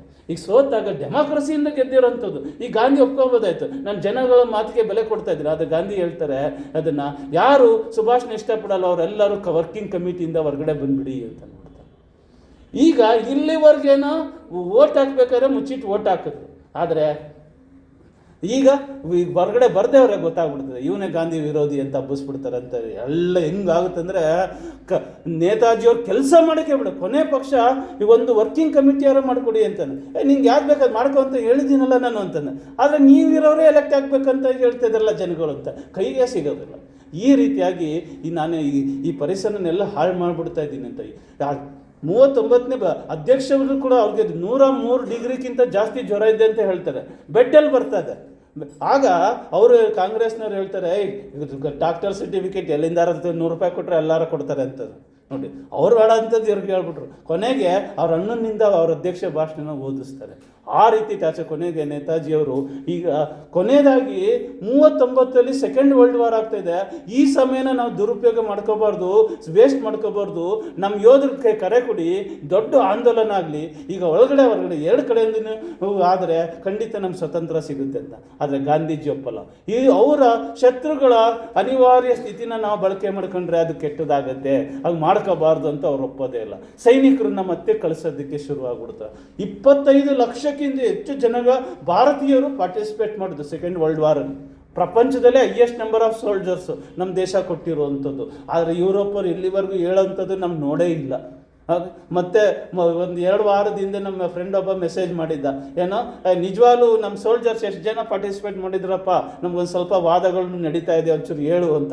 ಆಗ ನಾನು ಒಂದು ಸ್ವಲ್ಪ ತೆಗೆದು ನೋಡಿದಾಗ ಗೊತ್ತಾಯಿತು, ಮೋರ್ ದ್ಯಾನ್ 2.5 ಮಿಲಿಯನ್ ಅಂತ, ಅಂದರೆ 25 ಲಕ್ಷಕ್ಕಿಂತ ಹೆಚ್ಚು ಜನ. ಸತ್ತವರು 90,000 ಜನ. ಆದರೆ ರಿಯಲ್ ಆಗಿ 4 ಲಕ್ಷಕ್ಕಿಂತ ಹೆಚ್ಚು ಜನ. ಆದರೆ ಇವತ್ತು ನಮಗೆ ಆ ಸ್ಮಾರಕಗಳೆಲ್ಲ ನೋಡೇ ಇಲ್ಲ. ಅಂದರೆ ಅಷ್ಟು ಜನ ಪಾರ್ಟಿಸಿಪೇಟ್. ಅಂದರೆ ಬ್ರಿಟಿಷ್ ಗೆದ್ದಿದ್ದೇ ಭಾರತೀಯರಿಂದ. ಇದನ್ನು ಹಿಟ್ಲರ್ಗಾಗಲಿ ಮೊಸಲನಿಗಾಗಲಿ ಮನಗಂಡಿಸ್ತಾರೆ, ಅದನ್ನು ಅರ್ಥ ಮಾಡಿಸ್ತಾರೆ. ಆಗ ಹಿಟ್ಲರ್ ಹೇಳ್ತಾನೆ, ನಾನು ಕೇವಲ 3 ಕೋಟಿ ಜನರ ಅಧ್ಯಕ್ಷ, ಆದರೆ ನೀವು 30 ಕೋಟಿ ಜನಗಳ ಪ್ರೀತಿ ಪಾತ್ರವಾದ ವ್ಯಕ್ತಿ ನೀವು ಅಂತ ಹೇಳಿ ಒಬ್ಬ ಪ್ರೈಮ್ ಮಿನಿಸ್ಟರ್ ಹೆಂಗೆ ಟ್ರೀಟ್ ಮಾಡ್ತಾ ಒಬ್ಬ ದೇಶದ ಇನ್ನೊಬ್ಬ ದೇಶದಲ್ಲಿ ಆ ರೀತಿಯೇ ಟ್ರೀಟ್ಮೆಂಟ್ ಮಾಡ್ತಾ ಇರ್ತಾರೆ. ಹಾಗಾಗಿ ನೇತಾಜಿಯವರು ಒಂದೇ ಒಂದು ದಿನ ಒಂದು ಕ್ಷಣ ಕೂಡ ಭಾರತನ ಕೀಳಾಗಿ ಆಲೋಚನೆ ಮಾಡೋದನ್ನು ಅವ್ರ ಜೀವಮಾನದಲ್ಲೇ ನೋಡಿಲ್ಲ. ಅವ್ರು ಗೌರವಯುತವಾಗೇ ದೇಶಕ್ಕೆ ಯಾವುದೇ ರೀತಿ ಧಕ್ಕೆ ತರದೇದಂಗೆ ಅವರ ಜೀವನನ ನಡೆಸ್ಕೊಂಡಿರೋಂಥದ್ದನ್ನು ಅದನ್ನು ನಾವು ಕಾಣ್ಬೋದು. ಯಾವಾಗ ಇದು ಗೊತ್ತಾಗಲ್ಲ, ಅವ್ರದ್ದು ರಿಸಿಗ್ನೇಷನ್ ಕೊಡ್ತಾರೆ. ರಿಸಿಗ್ನೇಷನ್ ಕೊಟ್ಟು ಹಾಗೆ ಸ್ವರಾಜ್ ಪಾರ್ಟಿ ಅಂತ ದಾಸವ್ರು ಮಾಡಿ ಈಗ ಫಾರ್ವರ್ಡ್ ಬ್ಲಾಕ್ ಅಂತ ಮಾಡಿಕೊಂಡು ಒಂದು ಪತ್ರಿಕೆ ಬರೆದು ಏನು ತಪ್ಪು ಮಾಡಿದ್ರೆ ಡೈರೆಕ್ಟಾಗಿ ಬಯೋಕ್ಕೆ ಶುರು ಮಾಡ್ತಾ ಇರ್ತಾರೆ. ಅದನ್ನು ಕೂಡ ಸಹಿಸೋಕ್ಕಾಗಲ್ಲ. ಕೊನೆಗೆ ಕಾಂಗ್ರೆಸ್ಸಿಂದಲೇ ಬಿಸಾಕ್ತಾ ಇದ್ದೀವಿ. 3 ವರ್ಷ ಕಾಂಗ್ರೆಸ್ಸಿನ ಯಾವ ಪೋಸ್ಟ್ಗೂ ಅವ್ರು ಕಂಪೀಟ್ ಮಾಡೋಂಗಿಲ್ಲ ಅಂತ ನಿರ್ಣಯ ತಗೊಬಿಡ್ತಾರೆ. ಕೊನೆಗೆ ಅವ್ರನ್ನ ಮತ್ತೆ ಜೈಲ್ಗೆ ಹಾಕ್ತಾರೆ. ಜೈಲಿಂದ ಜರ್ಮನಿಗೆ ಎಸ್ಕೇಪ್ ಆಗಿದ್ದು ನಿಮ್ಗೆ ಗೊತ್ತಿದೆ. It is A great escape. Okay, ನಾವೊಂದು ರೂಟ್ ಜರ್ಮನಿ, ಭಾರತದಿಂದ ಅಫ್ಘಾನಿಸ್ತಾನ್ಗೆ, ರಷ್ಯಾಗೆ, ಮತ್ತು ಬರ್ಲಿನ್ಗೆ, ಮತ್ತು ಅಲ್ಲಿಂದ ಕಾಂಟಿನೆಂಟ್ ಯಾವುದು ಅಟ್ಲಾಂಟಿಕ್ ಓಷನಿಂದ ಮತ್ತು ಸೌತ್ ಆಫ್ರಿಕಾಗೆ, ಸೌತ್ ಆಫ್ರಿಕಾದಿಂದ ಸಿಂಗಾಪುರ್ಗೆ, ಸಿಂಗಾಪುರಿಂದ ಜಪಾನ್ಗೆ. ಮತ್ತು ಫಸ್ಟ್ ಸಬ್ಮೇರಿನ್ ಅಡ್ವೆಂಚರ್ 6 ತಿಂಗಳ ಕಾಲ. ಏನು ಜರ್ಮನಿಯಿಂದ ಸಿಂಗಾಪುರ್ಗೆ ಹೋಗ್ಬೇಕಂದ್ರೆ 6 ತಿಂಗಳು ತಗೊಂಡಿದೆ. ಆ 6 ತಿಂಗಳು ಆ ಸಬ್ಮೇರಿನ್ ಅಂತ ಚಿಕ್ಕ ಜಾಗದಲ್ಲಿ ಇರೋವಂಥದ್ದು ಅಷ್ಟು ಸುಲಭ ಅಲ್ಲ. ಆಗ ಅವ್ರು ಏನು ಮಾಡ್ತಾ ಇದ್ರಂದರೆ, ಏನೋ ಧ್ಯಾನ ಮಾಡೋವಂಥದ್ದು, ಅಧ್ಯಯನ ಮಾಡೋವಂಥದ್ದು ಮಾಡ್ತಾ ಇದ್ರಂತೆ. ಆಗ ಅವರ ಆಧ್ಯಾತ್ಮಿಕ ಶಕ್ತಿಯಲ್ಲಿ ಸಾಕಷ್ಟು ಸಹಾಯಕ್ಕೆ ಬರ್ತದೆ. ಹಾಗಾಗಿ ಫಸ್ಟ್ ಸಬ್ಮೇರಿನ್ ಅಷ್ಟೊಂದು ಲಾಂಗ್ ರೂಟಲ್ಲಿ ಅಡ್ವೆಂಚರ್ ಮಾಡಿದವರು ಕೂಡ ಇದೆ. ಆ ಸೌತ್ ಆಫ್ರಿಕಾದಲ್ಲಿ ಒಂದು ಸಬ್ಮೇರಿಂದ ಇನ್ನೊಂದು ಸಬ್ಮೇರಿಗೆ ಟ್ರಾನ್ಸ್ಫರ್ ಆಗಬೇಕಾದ್ರೆ K16 ಟೈಡ್ಸ್ ಅಂತ ಕರೀತಾರೆ. 65 ಅಡಿ 100 ಅಡಿ ಎತ್ತರಕ್ಕೆ ಬರುವಂಥ ಅಲೆಗಳು, ಮಧ್ಯದಲ್ಲಿ ಶಾರ್ಕು, ಭಯಂಕರವಾದ ಪ್ರಾಣಿಗಳು. ಇವ್ರಿಗೆ ಸ್ವಿಮ್ ಮಾಡೋಕ್ಕೆ ಬರಲ್ಲ ನೇತಾಜಿಯವ್ರಿಗೆ. ಆದರೆ ನೀವು ವಾಪಸ್ ಇಲ್ಲಿಂದ ತುಂಬ ಅಪಾಯ, ವಿ ಕ್ಯಾನಾಟ್ ಟ್ರಾನ್ಸ್ಫರ್ ಯು ಅಂತ ಹೇಳ್ತಾರೆ. ಆಗ ನೇತಾಜಿಯವರು ಹೇಳ್ತಾರೆ, I come so long not to just go back ಅಂತ ಕೇಳ್ತಾರೆ. ಒಂದು ದಾರದಲ್ಲಿ ಒಂದು ಗಾಳಿ ಇರುವಂತಹ ಬೋಟಲ್ಲಿ 100 ಅಡಿ ದೂರಕ್ಕೆ 100 ಮೀಟರ್ ದೂರಕ್ಕಿಂತ ಹೆಚ್ಚೋದ್ರಿಂದ ಈ ಜೋಡಿಯಾಗಿ ಬರದೇದವರು ಟ್ರಾನ್ಸ್ಫರ್ ಆಗ್ತಾರೆ. ಅದನ್ನು ಇದು ಮತ್ತೊಂದು ಸಾಹಸ ಅಂದರೆ ಹೆಸರೇ ನೇತಾಜಿ ಅನ್ನೋದು ಇದಕ್ಕೋಸ್ಕರವಾಗಿ. ಅಲ್ಲಿಂದ ಸಿಂಗಾಪುರ್ಗೆ ಬರ್ತಾರೆ. ಸಿಂಗಾಪುರಲ್ಲಿ ರಾಸ್ ಬಿಹಾರಿ ಬೋಸ್ ಅವರು ರೆಡಿ ಇರ್ತಾರೆ, ಕೇಳ್ಕೊತಾ ಇರ್ತಾರೆ, ದಯವಿಟ್ಟು ಬನ್ನಿ ಇನ್ನು ನೀವೇ ವಹಿಸ್ಕೊಳ್ಳಿ ಅಂತ, ಏನೇನೋ ವಹಿಸ್ಕೊಳ್ಳಿ ಅಂತ ಹೇಳ್ತಾರೆ. ನಂತರದಲ್ಲಿ ಜಪಾನಿನ ಮಂತ್ರಿ ಟೋಜೋನ ಮೀಟ್ ಮಾಡ್ತಾರೆ. ನಾನು ಏನು ಅಂತ ನಿಮ್ಗೆ ಸಹಾಯ ಮಾಡಬೇಕು ಅಂತ ಕೇಳ್ತಾರೆ. ನೀವೊಬ್ಬ ವ್ಯಕ್ತಿಯಾಗಿ ಓಕೆ, ಬಟ್ ನಾನು ಏನು ಅಂತ ಸಹಾಯ ಮಾಡಬೇಕು ಅಂದಾಗ ಅವರು ನಮ್ಮದೇ ಆದ ಭಾರತ ಸರ್ಕಾರನ ಯಾಕೆ ಸ್ಥಾಪಿಸಬಾರ್ದು ಅಂತ ಹೇಳಿ ಪ್ರೊವಿಷನಲ್ ಗೌರ್ಮೆಂಟ್ ಆಫ್ ಇಂಡಿಯಾ ಅಂತ ಸ್ಥಾಪನೆ ಮಾಡ್ತಾರೆ. ಆಜಾದ್ ಹಿಂದ್ ಗೌರ್ಮೆಂಟ್ ಅಂತ ಸ್ಥಾಪನೆ ಮಾಡ್ತಾರೆ. ಅಕ್ಟೋಬರ್ 21, 1943 ಇದನ್ನು ಆಜಾದ್ ಹಿಂದ್ ಗೌರ್ಮೆಂಟ್ ಸಿಂಗಾಪುರಲ್ಲಿ ಪ್ರಮಾಣ ವಚನನ ಸುಭಾಷ್ ಚಂದ್ರ ಬೋಸ್ ಅವರು ಪ್ರೈಮ್ ಮಿನಿಸ್ಟರ್ ಆಗಿ ಪ್ರಮಾಣ ವಚನ ಸ್ವೀಕರಿಸ್ತಾರೆ. ಈ ಸರ್ಕಾರಕ್ಕೆ 9 ದೇಶಗಳು, Japan, Philippines, Thailand, Germany, Italy, ಪ್ರಪಂಚದಾದ್ಯಂತ 9ಕ್ಕಿಂತ ಹೆಚ್ಚು ದೇಶಗಳು ಮಾನ್ಯತೆ ಕೊಟ್ಟಿರ್ತವೆ. ದುರಂತ ಅಂದರೆ ಇವತ್ತು ಭಾರತೀಯರಾದ ನಾವು ಮಾನ್ಯತೆ ಕೊಟ್ಟಿಲ್ಲ. ಏನು ಆಗಸ್ಟ್ 15 ಸ್ವತಂತ್ರ ದಿನ ಅಂತ ಕರಿತೀವೋ ಅದು ಬ್ರಿಟಿಷರು ಕೊಟ್ಟಿದ್ದು. ಅದು ಯಾಕೆ ಅಂದರೆ ಒಬ್ಬ ಸ್ವಾಮೀಜಿ ಕೇಳಿದಂತೆ, ಈ ಸಮಯ ಮಧ್ಯರಾತ್ರಿ 12 ಗಂಟೆಗೆ ಮಾತ್ರ ತಗೋಬೇಡಿ ಅಂತಂದಂತೆ. ಯಾಕೆ ಅಂತ ಕೇಳ, ಆ ಸಮಯದಲ್ಲಿ ಭಾರತ ಕೆಟ್ಟದಾಗುತ್ತೆ ಅಂತಂದೆ. ಅದಕ್ಕೆ ಅದೇ ಸಮಯದಲ್ಲಿ ಕೊಡ್ತೀವಿ ಅಂತ ಅದೇ ಸಮಯದಲ್ಲಿ ಕೊಟ್ಟೆ ಅದರಲ್ಲಿ. ಆದರೆ ಈ ಅಕ್ಟೋಬರ್ 25 ನಮಗೆ ನಿಜವಾದ ಸ್ವತಂತ್ರ ದಿನ. ನಾವು ಪಡ್ಕೊಂಡಿದ್ದು ಇವತ್ತು ಯಾವುದನ್ನು ಬ್ರಿಟಿಷರು ಸೋತ್ಕೊ ಬಂದರು. 1897 ಅಫ್ಘಾನಿಸ್ತಾನ್ ವಾರಲ್ಲಿ ಸೋತ್ಕೊಂಡ್ರು. ಅವ್ರೇನಂದ್ರು, ಅದು ನಮ್ಮದೇ ಅಲ್ಲ ಅಂತಂದರು. ಆಮೇಲೆ ಅದೇ ಥರ ಸಿಂಗಾಪುರ್ ಸೋತ್ಕೊಂಡ್ರು, ಅದು ನಮ್ಮದೇ ಅಲ್ಲ ಅಂತಂದು. ಬರ್ಮಾ ಸೋತರು 37 ಅದು ನಮ್ಮದೇ ಅಲ್ಲ ಅಂದ್ಕೊಂಡು ನಾವು ನಮ್ದು ಇಷ್ಟೇ ಅಂತ ಅಂದ್ಕೊಂಡು ಕೂತ್ಕೊಂಡ್ವಿ. 62 ವಾರವರೆಗೂ ಹಿಮಾಲಯ ನಮ್ಮ ಹತ್ರನೇ ಇತ್ತು. ಮಾನಸ ಸರೋವರ ಭಾರತದ ಹತ್ರನೇ ಇದ್ದಿದ್ದು. 62 ಕಳ್ಕೊಂಡ್ವಿ. ಆದರೆ ನಮ್ಮದು ಅಂತ ಗೊತ್ತೇ ಇಲ್ಲ. ಇವತ್ತು ನಾವು ಟಿಬೆಟ್ ನಮ್ಮದು ಅಂತ ಹೇಳ್ಕೊಳ್ಳೋದೇ ಇಲ್ಲ. ಆದರೆ ಬೇರೆಯವರೆಲ್ಲ ನಮ್ಮ ದೇಶನ ನಮ್ಮದು ಅಂತ ಹೇಳ್ಕೊತಾನೆ ಇರ್ತೀವಿ. 1 ಪೀಸ್ ಆಗುತ್ತೆ ಅಂತ 2 ಪೀಸ್ ಆಗುತ್ತೆ ಅಂತ 8 ಪೀಸ್ ಆಯಿತು. ಆದರೆ ಇವತ್ತು 8 ಪೀಸ್ ಆಗಿದೆ ಅನ್ನೋದನ್ನು ಬರೀ ಇಂಡಿಯಾ ಪಾಕಿಸ್ತಾನ ಅಂತ ಮಾತ್ರ ಹೇಳ್ತೀವಿ ನಾವು. ಇದು ನಮ್ಗಳ ಸ್ಥಿತಿ ಇರುವಂಥದ್ದು. ಹಾಗಾಗಿ ಇದು ಅಷ್ಟು ಸುಲಭವಾದಂತಹ ಇದಲ್ಲ. ದೇಶಕ್ಕೂ ಅದೇ ನೇತಾಜಿ ಇದ್ದಿದ್ರೆ ಆಗ ಇಷ್ಟೊಂದು ಪೀಸ್ಗಳಾಗಿ ಭಾರತ ಆಗದೆ ಇರೋವಂಥದ್ದನ್ನು ಖಂಡಿತವಾಗಿ ಜಿನ್ನಾ ಒಂದು ಕಡೆ ಹೇಳ್ಕೊತಾರೆ. ಸುಭಾಷ್ ಚಂದ್ರ ಬೋಸ್ ಅವ್ರ ಹತ್ರ ಏನಾದ್ರು ನಾನು ಗಾಂಧಿ ಹತ್ರ ನೆಗೋಷಿಯೇಟ್ ಮಾಡೋದು ಬದಲು ಸುಭಾಷ್ ಅವ್ರ ಹತ್ರ ನೆಗೋಷಿಯೇಟ್ ಮಾಡಿದರೆ ನನಗೆ ಯಾವತ್ತೂ ಪಾಕಿಸ್ತಾನ ಸಿಗ್ತಾನೇ ಇರಲಿಲ್ಲ ಅಂತ ಹೇಳ್ಕೊತಾರೆ. ಆ ರೀತಿಯಾದಂಥದ್ದು ಇದನ್ನು ನೋಡ್ಬೋದು. ಅವರ ಒಂದೊಂದು ಸಾಹಸ, ಜರ್ಮನಿಲಿ ಸೈನ್ಯ ಕಟ್ಟಿದ್ರಲ್ಲ ಅದು ಕೂಡ ಅಷ್ಟು ಸುಲಭವಾದ ಮಾತಲ್ಲ. ಏನು ಪ್ರತಿಯೊಂದು ಇದರಲ್ಲೂ ಸ್ಪೈಗಳು ಎಲ್ಲ ಇದರಲ್ಲೂ. ಮತ್ತು ಉಪ್ಪಿನ ಋಣ ನಮ್ಮ ಭಾರತೀಯರಿಗೆ ಏನಪ್ಪ ಅಂದರೆ ಅಲ್ಲಿ ಅರೆಸ್ಟ್ ಆಗಿದ್ರಲ್ಲ ಪ್ರಿಸನರ್ಸ್ ಆಫ್ ವಾರ್ ಆಗಿ ಉಪ್ಪಿನ ಋಣ, ಅವ್ರನ್ನ ದೇಶದ ಋಣ ಆಗಿ ಬದಲಾಯಿಸೋದು ಅಷ್ಟು ಸುಲಭವಾದ ಮಾತಲ್ಲ. ಅವ್ರೇನು ಮಾಡ್ತಾರೆ, ರೇಡಿಯೋ ಮಾಡಿದಾಗ ಬಂದು ಕೂರಿಸ್ಕೊತಾರೆ. ಒಬ್ಬೊಬ್ಬನ ಕೊಡಿಸೋದು, ತಿಂಡಿ ಕೊಡೋದು, ಊಟ ಕೊಡೋವಂಥದ್ದು, ಅವ್ರು ಏನು ಮಾತಾಡ್ತಾ ಇದ್ದಾರೆ ಅಂತ ಕೇಳಿಸ್ಕೊಡೋದು. ಫಸ್ಟ್ 45 ನಿಮಿಷ ಮಾತ್ರ ಕೊಟ್ಟಂಥದ್ದು ಫ್ರೀಕ್ವೆನ್ಸಿ ಅವ್ರಿಗೆ. ನಂತರದಲ್ಲಿ ಜನಗಳು ಇಷ್ಟೊಂದು ವೆಯ್ಟ್ ಮಾಡ್ತಾರೆ ನೋಡಿ 3 ಗಂಟೆಗಳ ಕಾಲ ಕೊಡ್ತಾರೆ. ನಂತರದಲ್ಲಿ ಆಜಾದಿಂದ ರೇಡಿಯೋ ಅಂತಲೇ ಅವರು ಎಲ್ಲೆಲ್ಲಿ ಹೋಗ್ತಾರೋ ಅಲ್ಲಲ್ಲಿ ಮಾತಾಡೋವಂಥದ್ದು. ಹಾಗಾಗಿ 42 ಶುರುವಾಗಿದ್ದು 45 ಕೊನೆ ಆಗಸ್ಟ್ 15ವರೆಗೂ ನೇತಾಜಿಯವರು ರೇಡಿಯೋಲ್ಲಿ ಮಾತಾಡಿರೋದು ನಮಗೆ ಸಿಗುತ್ತೆ. ಇಲ್ಲಿ ನಮಗೆ ಅಷ್ಟೊಂದು ಸಮಯ ಇಲ್ಲ. ಆದ್ದರಿಂದ ನಾವು ಯಾಕೆ ನೇತಾಜಿ ಬಗ್ಗೆ ಎಷ್ಟೊಂದು ಮಾತಾಡೋದಕ್ಕೆ ಶುರು ಮಾಡಿದ್ವಿ ಅಂತಂದಾಗ ನನಗೆ ನವ ಕರ್ನಾಟಕ ಬುಕ್ ಹೌಸಲ್ಲಿ ಆಕ್ಸಿಡೆಂಟಾಗಿ ಈ ಬುಕ್ ಸಿಕ್ತು. ಈ ಬುಕ್ಕು ಪ್ರಿಂಟ್ ಆಗಿರೋದು 1964. ಅದನ್ನು 1962 ಶುರು ಮಾಡಿರೋದು ಯಾರು, ಗೌರ್ಮೆಂಟ್ ಆಫ್ ಇಂಡಿಯಾ ಪಬ್ಲಿಷ್ ಮಾಡಿರೋಂಥ ಬುಕ್. ಅಂದರೆ ಆಗ ನೆಹರು ಇದ್ದ ಟೈಮೇ, ಅಂದರೆ ನೇತಾಜಿಯವರ ಶತ್ರು. ಓಕೆ, ಇದ್ದಿದ್ದ ಟೈಮ್ ಅವರಿದ್ದಾಗೆ AS ಅಯ್ಯರ್ ಅಂತ ಒಬ್ಬ ಫಾರಿನ್ ಅಫೇರ್ ಮಿನಿಸ್ಟರ್, ಅವರು ಇದಕ್ಕೆ ಮುನ್ನುಡಿ ಬರೆದಿದ್ದಾರೆ. ಇದರಲ್ಲೇನೋ ಸ್ಪೀಚಸ್ನ ಕಲೆಕ್ಟ್. ಈ ಬುಕ್ನ ನಾನು ಅದು ಮೂಲೆಯಲ್ಲಿ ಬಿದ್ದಿತ್ತು ಆ್ಯಕ್ಚುಲಾಗಿ, ಯಾರು ತಗೊಳ್ಳಿ. ಆಮೇಲೆ ನಾನು ತಗೊಂಡು ಮತ್ತೆ ಓದೋಕ್ಕೆ ಶುರು ಮಾಡಿದೆ. ಆಗ ನನಗೆ ಅಪರಾಧಿ ಪ್ರಜ್ಞೆ ಕಾಡೋದಕ್ಕೆ ಶುರು ಆಯಿತು. ಅವರು ಒಂದೊಂದು ಭಾಷಣಗಳು ನಾನು ಓದ್ತಾ ಇದ್ದಾಗ ಅವ್ರು ಹೇಳ್ತಾರೆ, ಮೊದಲನೇ ಇದರಲ್ಲಿ ಈಗ ಈ 1928 ಅಂತ ಕರೆನಲ್ಲ, ಆಗ ಒಂದು ಕಾನ್ಫರೆನ್ಸಲ್ಲಿ ಹೇಳ್ತಾರೆ. ಏನು ಹೇಳ್ತಾರಪ್ಪ ಅಂತಂದರೆ, ಇಲ್ಲಿ 2 ಸ್ಕೂಲ್ ಆಫ್ ಥಾಟ್ ಇದೆ. ಒಂದು ಸೇವಾಗ್ರಾಮ್ ಸ್ಕೂಲ್ ಆಫ್ ಥಾಟ್. ಅದೇನಂತೆ, it is a bullock cart thought ಅಂತ. ಎತ್ತಿನ ಗಾಡಿಗಳಲ್ಲಿ ಹೋದರೆ ಮಾತ್ರ ನಾವು ಒಳ್ಳೇದಾಗುತ್ತೆ ಅನ್ನೋದು ಯಾವುದು ಗಾಂಧಿ ಅವ್ರನ್ನ. ಇನ್ನೊಂದು ಪಾಂಡಿಚೇರಿ ಸ್ಕೂಲ್ ಆಫ್ ಥಾಟ್. ಈಗ ಗಾಂಧಿ ಪಳೆ ಮೊದಲೇ ಶತ್ರುಗಳಾಗಿದ್ರು, ಈಗ ಹೊಸದಾಗಿ ಅವರು ಯೋಗಾಸನ ಮಾಡಿಬಿಟ್ರೆ ನಿಮಗೆ ಒಳ್ಳೇದಾಗುತ್ತೆ ಅಂತ ಅನ್ನೋರು, ಅಂದರೆ ದೇಶಕ್ಕೆ ಸ್ವತಂತ್ರ ಬಂದ್ಬಿಡುತ್ತೆ ಅನ್ನೋದು. ಎರಡೂ ಕೂಡ ಹಳೇದೆ, ಎರಡರಿಂದಲೂ ದೇಶಕ್ಕೆ ಒಳ್ಳೇದಾಗೋದಿಲ್ಲ ಅಂತ ಹೇಳ್ತಾರೆ. ವಿ ವಾಂಟ್ ರಿಯಲ್ ಸತ್ಯಂ ಶಿವಂ ಸುಂದರಂ ಅಂತ ಕರೀತಾರೆ. ಹಾಗಾಗಿ ಸತ್ಯ ಗೊತ್ತಿರಬೇಕು, ಸುಂದರವಾಗಿರಬೇಕು, ನಮ್ಮ ದೇಶದ ಬಗ್ಗೆ ಕಲ್ಪನೆ ಇರಬೇಕು ಅಂತ ಹೇಳ್ತಾರೆ. ಮತ್ತು ನಮ್ಮ ದೇಶದ ಬಗ್ಗೆ ಸಿಸ್ಟಮ್ಯಾಟಿಕ್ ಆಗಿ ಅಪಪ್ರಚಾರ ಪ್ರತಿ ಸ್ಟೇಜಲ್ಲೂ ನಡೀತಿದೆ. ಅದಕ್ಕೆ ಉತ್ತರ ಕೊಡಬೇಕಾಗಿರೋರು ನಾವೇ, ನಮ್ಮ ಬಗ್ಗೆ ಗೌರವ ಮೂಡಿಸ್ಬೇಕಾದವರು ನಾವೇ ಅಂತ ಹೇಳ್ತಾರೆ. ಅದಲ್ಲದೆ ನಿಮ್ಮ ಇಂಡಸ್ಟ್ರಿಗಳು ಹೆಂಗಿರಬೇಕು ಅನ್ನೋ ಕಲ್ಪನೆ ಇರ್ತದೆ. ಸ್ವತಂತ್ರ ಬಂದ ಮೇಲೆ ನಿಮ್ಮ ಕಾನೂನುಗಳು ಹೆಂಗಿರಬೇಕು ಗೊತ್ತಿರ್ತದೆ. ಸೈಂಟಿಸ್ಟ್ಗಳನ್ನ ಹೆಂಗೆ ಬಳಸ್ಕೋಬೇಕು. ಸಿ ವಿ ರಾಮನ್ ಹೇಳ್ತಾರೆ, ಸಿ ವಿ ರಾಮನ್ ಅಂತ ಗ್ರೇಟ್ ಸೈಂಟಿಸ್ಟ್ ನನಗೆ 10 ಲಕ್ಷ ರೂಪಾಯಿ ಕೊಡು, ನೆಹರು 10 ಲಕ್ಷ ರೂಪಾಯಿ ಕೊಡು, ಇನ್ನು 20 ವರ್ಷ ಆದಮೇಲೆ ಏನು ನಮ್ಮ ಭಾರತೀಯ ಇಂಡಸ್ಟ್ರಿಯಲ್ ಸಮಸ್ಯೆಗಳು ಬರ್ತವೆ ಅದನ್ನು ಬರ್ದಿದ್ದಂಗೆ ನೀನು ಮಾಡಿಕೊಡ್ತೀನಿ ಅಂತ ಅಂತಾರೆ. ನೆಹರು ಖಂಡಿತ ಕೊಡಲ್ಲ.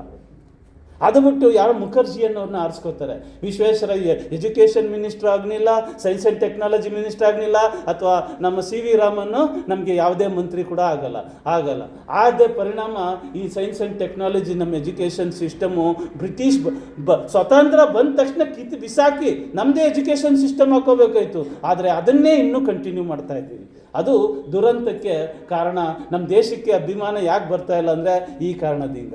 ಹಾಗಾಗಿ ಅಕ್ಟೋಬರ್ 25 ಯುದ್ಧ ಹೆಂಗೆ ಮಾಡಿದ್ರು ಅನ್ನೋದನ್ನ ಎಕ್ಸ್ಪ್ಲೈನ್ ಮಾಡ್ತಾರೆ ಅದರಲ್ಲಿ ದುಡ್ಡು ಬೇಕಾಗಿರುತ್ತೆ. ಒಂದು ದಿನಕ್ಕೆ 30 ಲಕ್ಷ ರೂಪಾಯಿಗಳು. ಇದರಲ್ಲಿ ನೀವು ಇಮ್ಯಾಜಿನ್, ಇಂಟರ್ನ್ಯಾಷನಲ್ ಡಾಲರ್ಸಲ್ಲಿ ನೀವು ಇಮ್ಯಾಜಿನ್ ಮಾಡ್ಕೋಬೇಕು. ಇವತ್ತೊಂದು ತುಂಬ ಕೋಟಿ ಗಟ್ಟಲೆ ಆಯ್ತದೆ. ಆದರೆ ಒಂದು ಜರ್ಮನಿ ಅಷ್ಟು ದುಡ್ಡು ಕೊಟ್ಟಾಗ ಅವರು ಸಾಲ ಅಂತ ಸ್ವೀಕರಿಸ್ತಾರೆ. ಯಾವತ್ತೂ ನೀವು ಜರ್ಮನಿ ಯಾವತ್ತೂ ವಾಪಸ್ ಕೇಳಿಲ್ಲ, ಆದರೆ ಅವ್ರು ಸಾಲ ಅಂತ ಸ್ವೀಕಾರ ಮಾಡಿ ಬಿಫೋರ್ 1945 ಆಗೋಕ್ಕಿಂತ ಮುಂಚೆ ಭಾರತಕ್ಕೆ ಬಂದ್ರಲ್ಲ 43 ಮುಗೀತಾ ಇದ್ದಂಗೆ ಆ ಸಾಲ ತೀರಿಸ್ತಾರೆ. ನಂತರ ಜಪಾನ್ ಎಷ್ಟು ದುಡ್ಡು ಕೊಟ್ಟಿರ್ತದೋ 44 ಅವ್ರು ಸಾಲ ತೀರಿಸ್ತಾರೆ. 1 ರೂಪಾಯಿನೂ ಇಲ್ಲ. ಕೊನೆಗೆ ಎಕಾನಾಮಿಕ್ ಡೆವಲಪ್ಮೆಂಟ್ ಎಲ್ಲಿ ಅವ್ರು ಬಂದು ಜಪಾನ್ ಅವ್ರು ದೇವ್ರು ಬಿಡ್ತಾರಂತ ಆಜಾದಿನ್ ಬ್ಯಾಂಕ್ನ ಶುರು ಮಾಡ್ತಾರೆ. ಕೋಟಿ ಗಟ್ಟಲೆ ಹಣ ಇರ್ತದೆ. ಮತ್ತು ಆ ಹಣ ಹೆಂಗೆ ಸಂಗ್ರಹ ಮಾಡ್ತಾರೆ? ಭಾರತೀಯ ದುಡ್ಡನ್ನ ಭಾರತೀಯರೇ ಕೊಡಬೇಕು ಅಂತ ಎಲ್ಲಿ 9 ದೇಶಗಳು ಈಸ್ಟಲ್ಲಿದ್ದೋ ಅವ್ಗೆ ಹೋಗಿ ಕಲೆಕ್ಷನ್ ಆಗುತ್ತೆ. ಆವಾಗ ಇವತ್ತು ನೇತಾಜಿ ಮಾತಾಡೋಕ್ಕೆ ಬಂದರು ಅಂದರೆ ನಾವುಗಳೆಲ್ಲ ಬಿಕಾರಿಗಳಾದ್ವಿ ಅಂತಾನೆ. ಆದರೆ ಈ ಥರ ಬಿಕಾರಿ ಆಗೋದ್ರಲ್ಲೂ ನಮಗೆ ಖುಷಿ ಇದೆ ಅಂತ ಅಂತಾರೆ. ಆ ಥರ ಇವತ್ತು ದುಡ್ಡು ಕೊಡೋಕೆ ಇಲ್ದಿರೋಕ್ಕಾಗಲ್ಲ. ನೇತಾಜಿ ಮಾತು ಕೇಳಿದ್ಮೇಲೆ ಅವ್ರು ಹೇಳ್ತಾರೆ ಒಂದು ಮಾತಲ್ಲಿ ಅಕ್ಟೋಬರ್ 21, 1943 ಹೇಳ್ತಾರೆ ಏನಂತ, I can nothing give you. ನಾನು ನಿಮ್ಗೇನು ಕೊಡೋಕ್ಕಾಗಲ್ಲ. ನನ್ನ ಹತ್ರ ಬಂದರೆ ಸಿಗೋದೆ ಹಸಿವು, ಬಾಯಾರಿಕೆ, ನೀವು ನಡ್ಕೊಂಡು ಹೋಗೋಕ್ಕಾಗದೇ ಇರೋಷ್ಟು ಏಟ್ಗಳೇ ಸಿಗುವಂಥದ್ದು. ಆದರೆ ಒಂದು ಮಾತ್ರ ಆಗ್ತೀರಿ, you will become the first person of the Indian army who have liberated the nation. ಈ ದೇಶನ ಸ್ವತಂತ್ರಗೊಳಿಸಿರುವಂತಹ ಮೊದಲನೇ ವ್ಯಕ್ತಿಗಳಲ್ಲಿ ನಿಮ್ಮ ಹೆಸರು ಇರ್ತದೆ.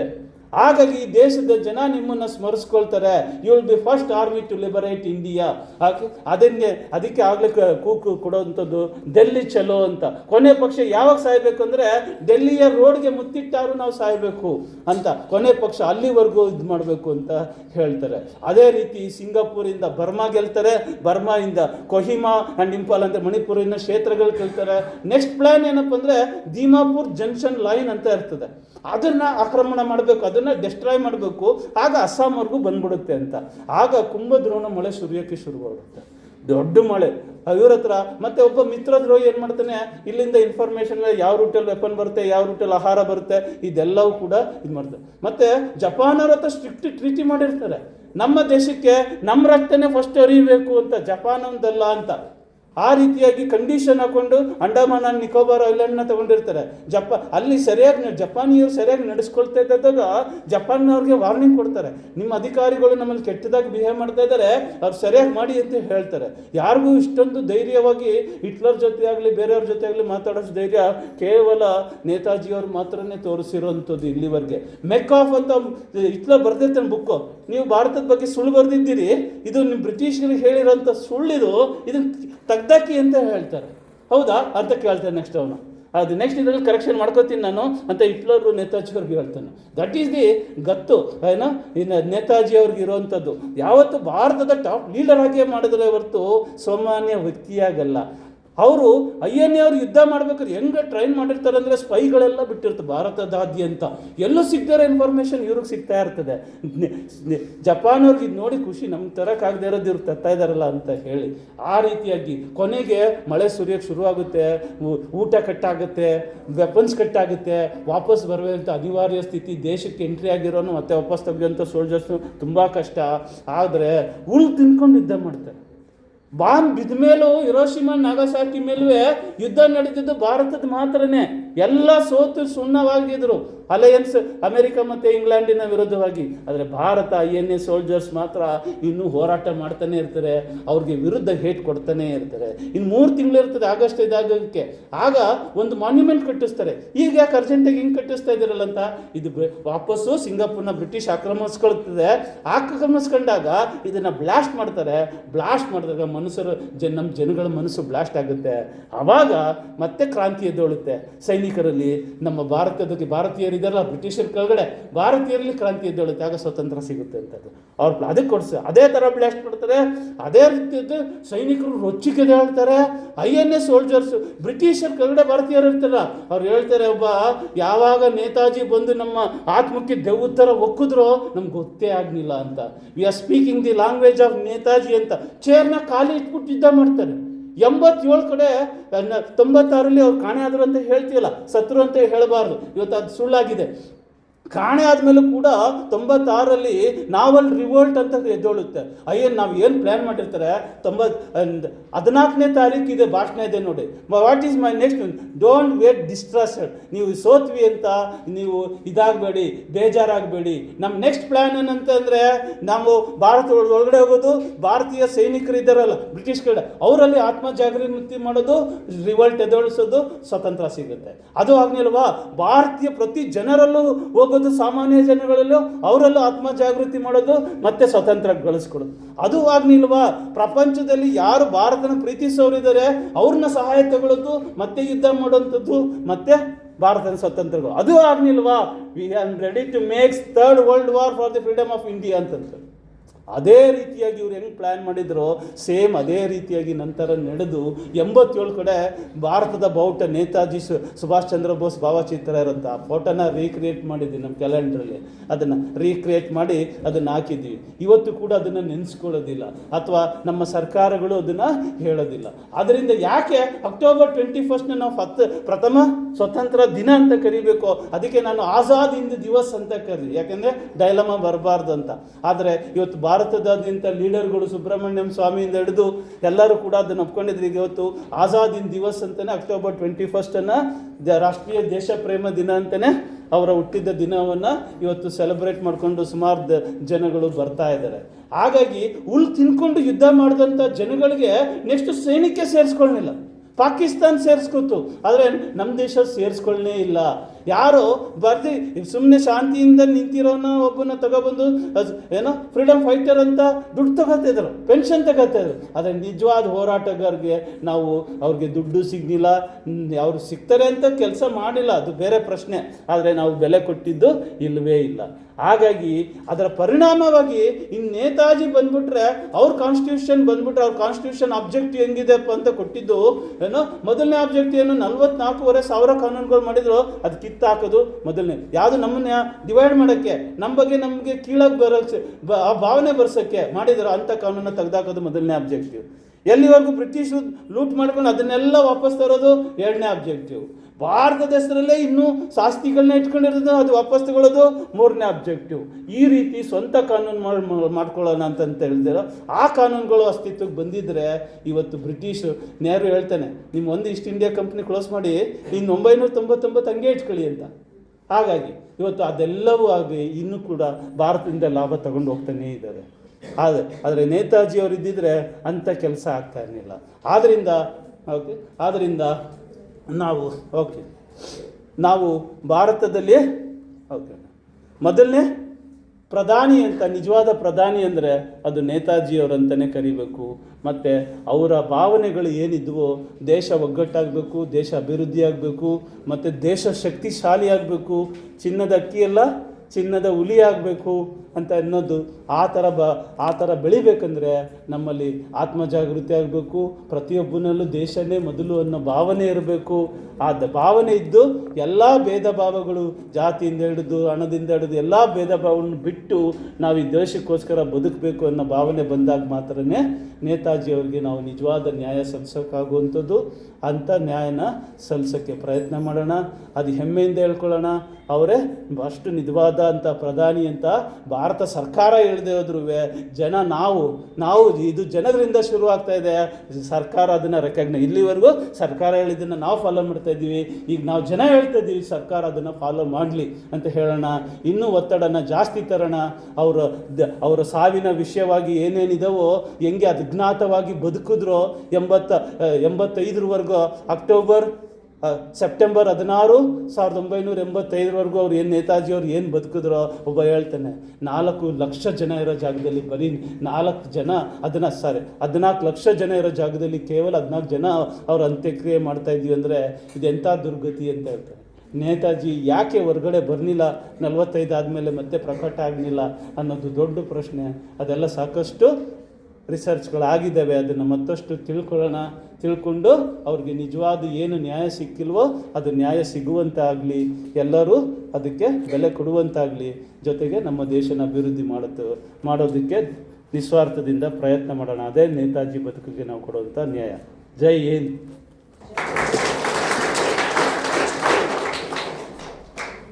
ಏನಾದ್ರು ಕ್ವಶನ್ಸ್ ಇದೆ ಕೇಳಿ.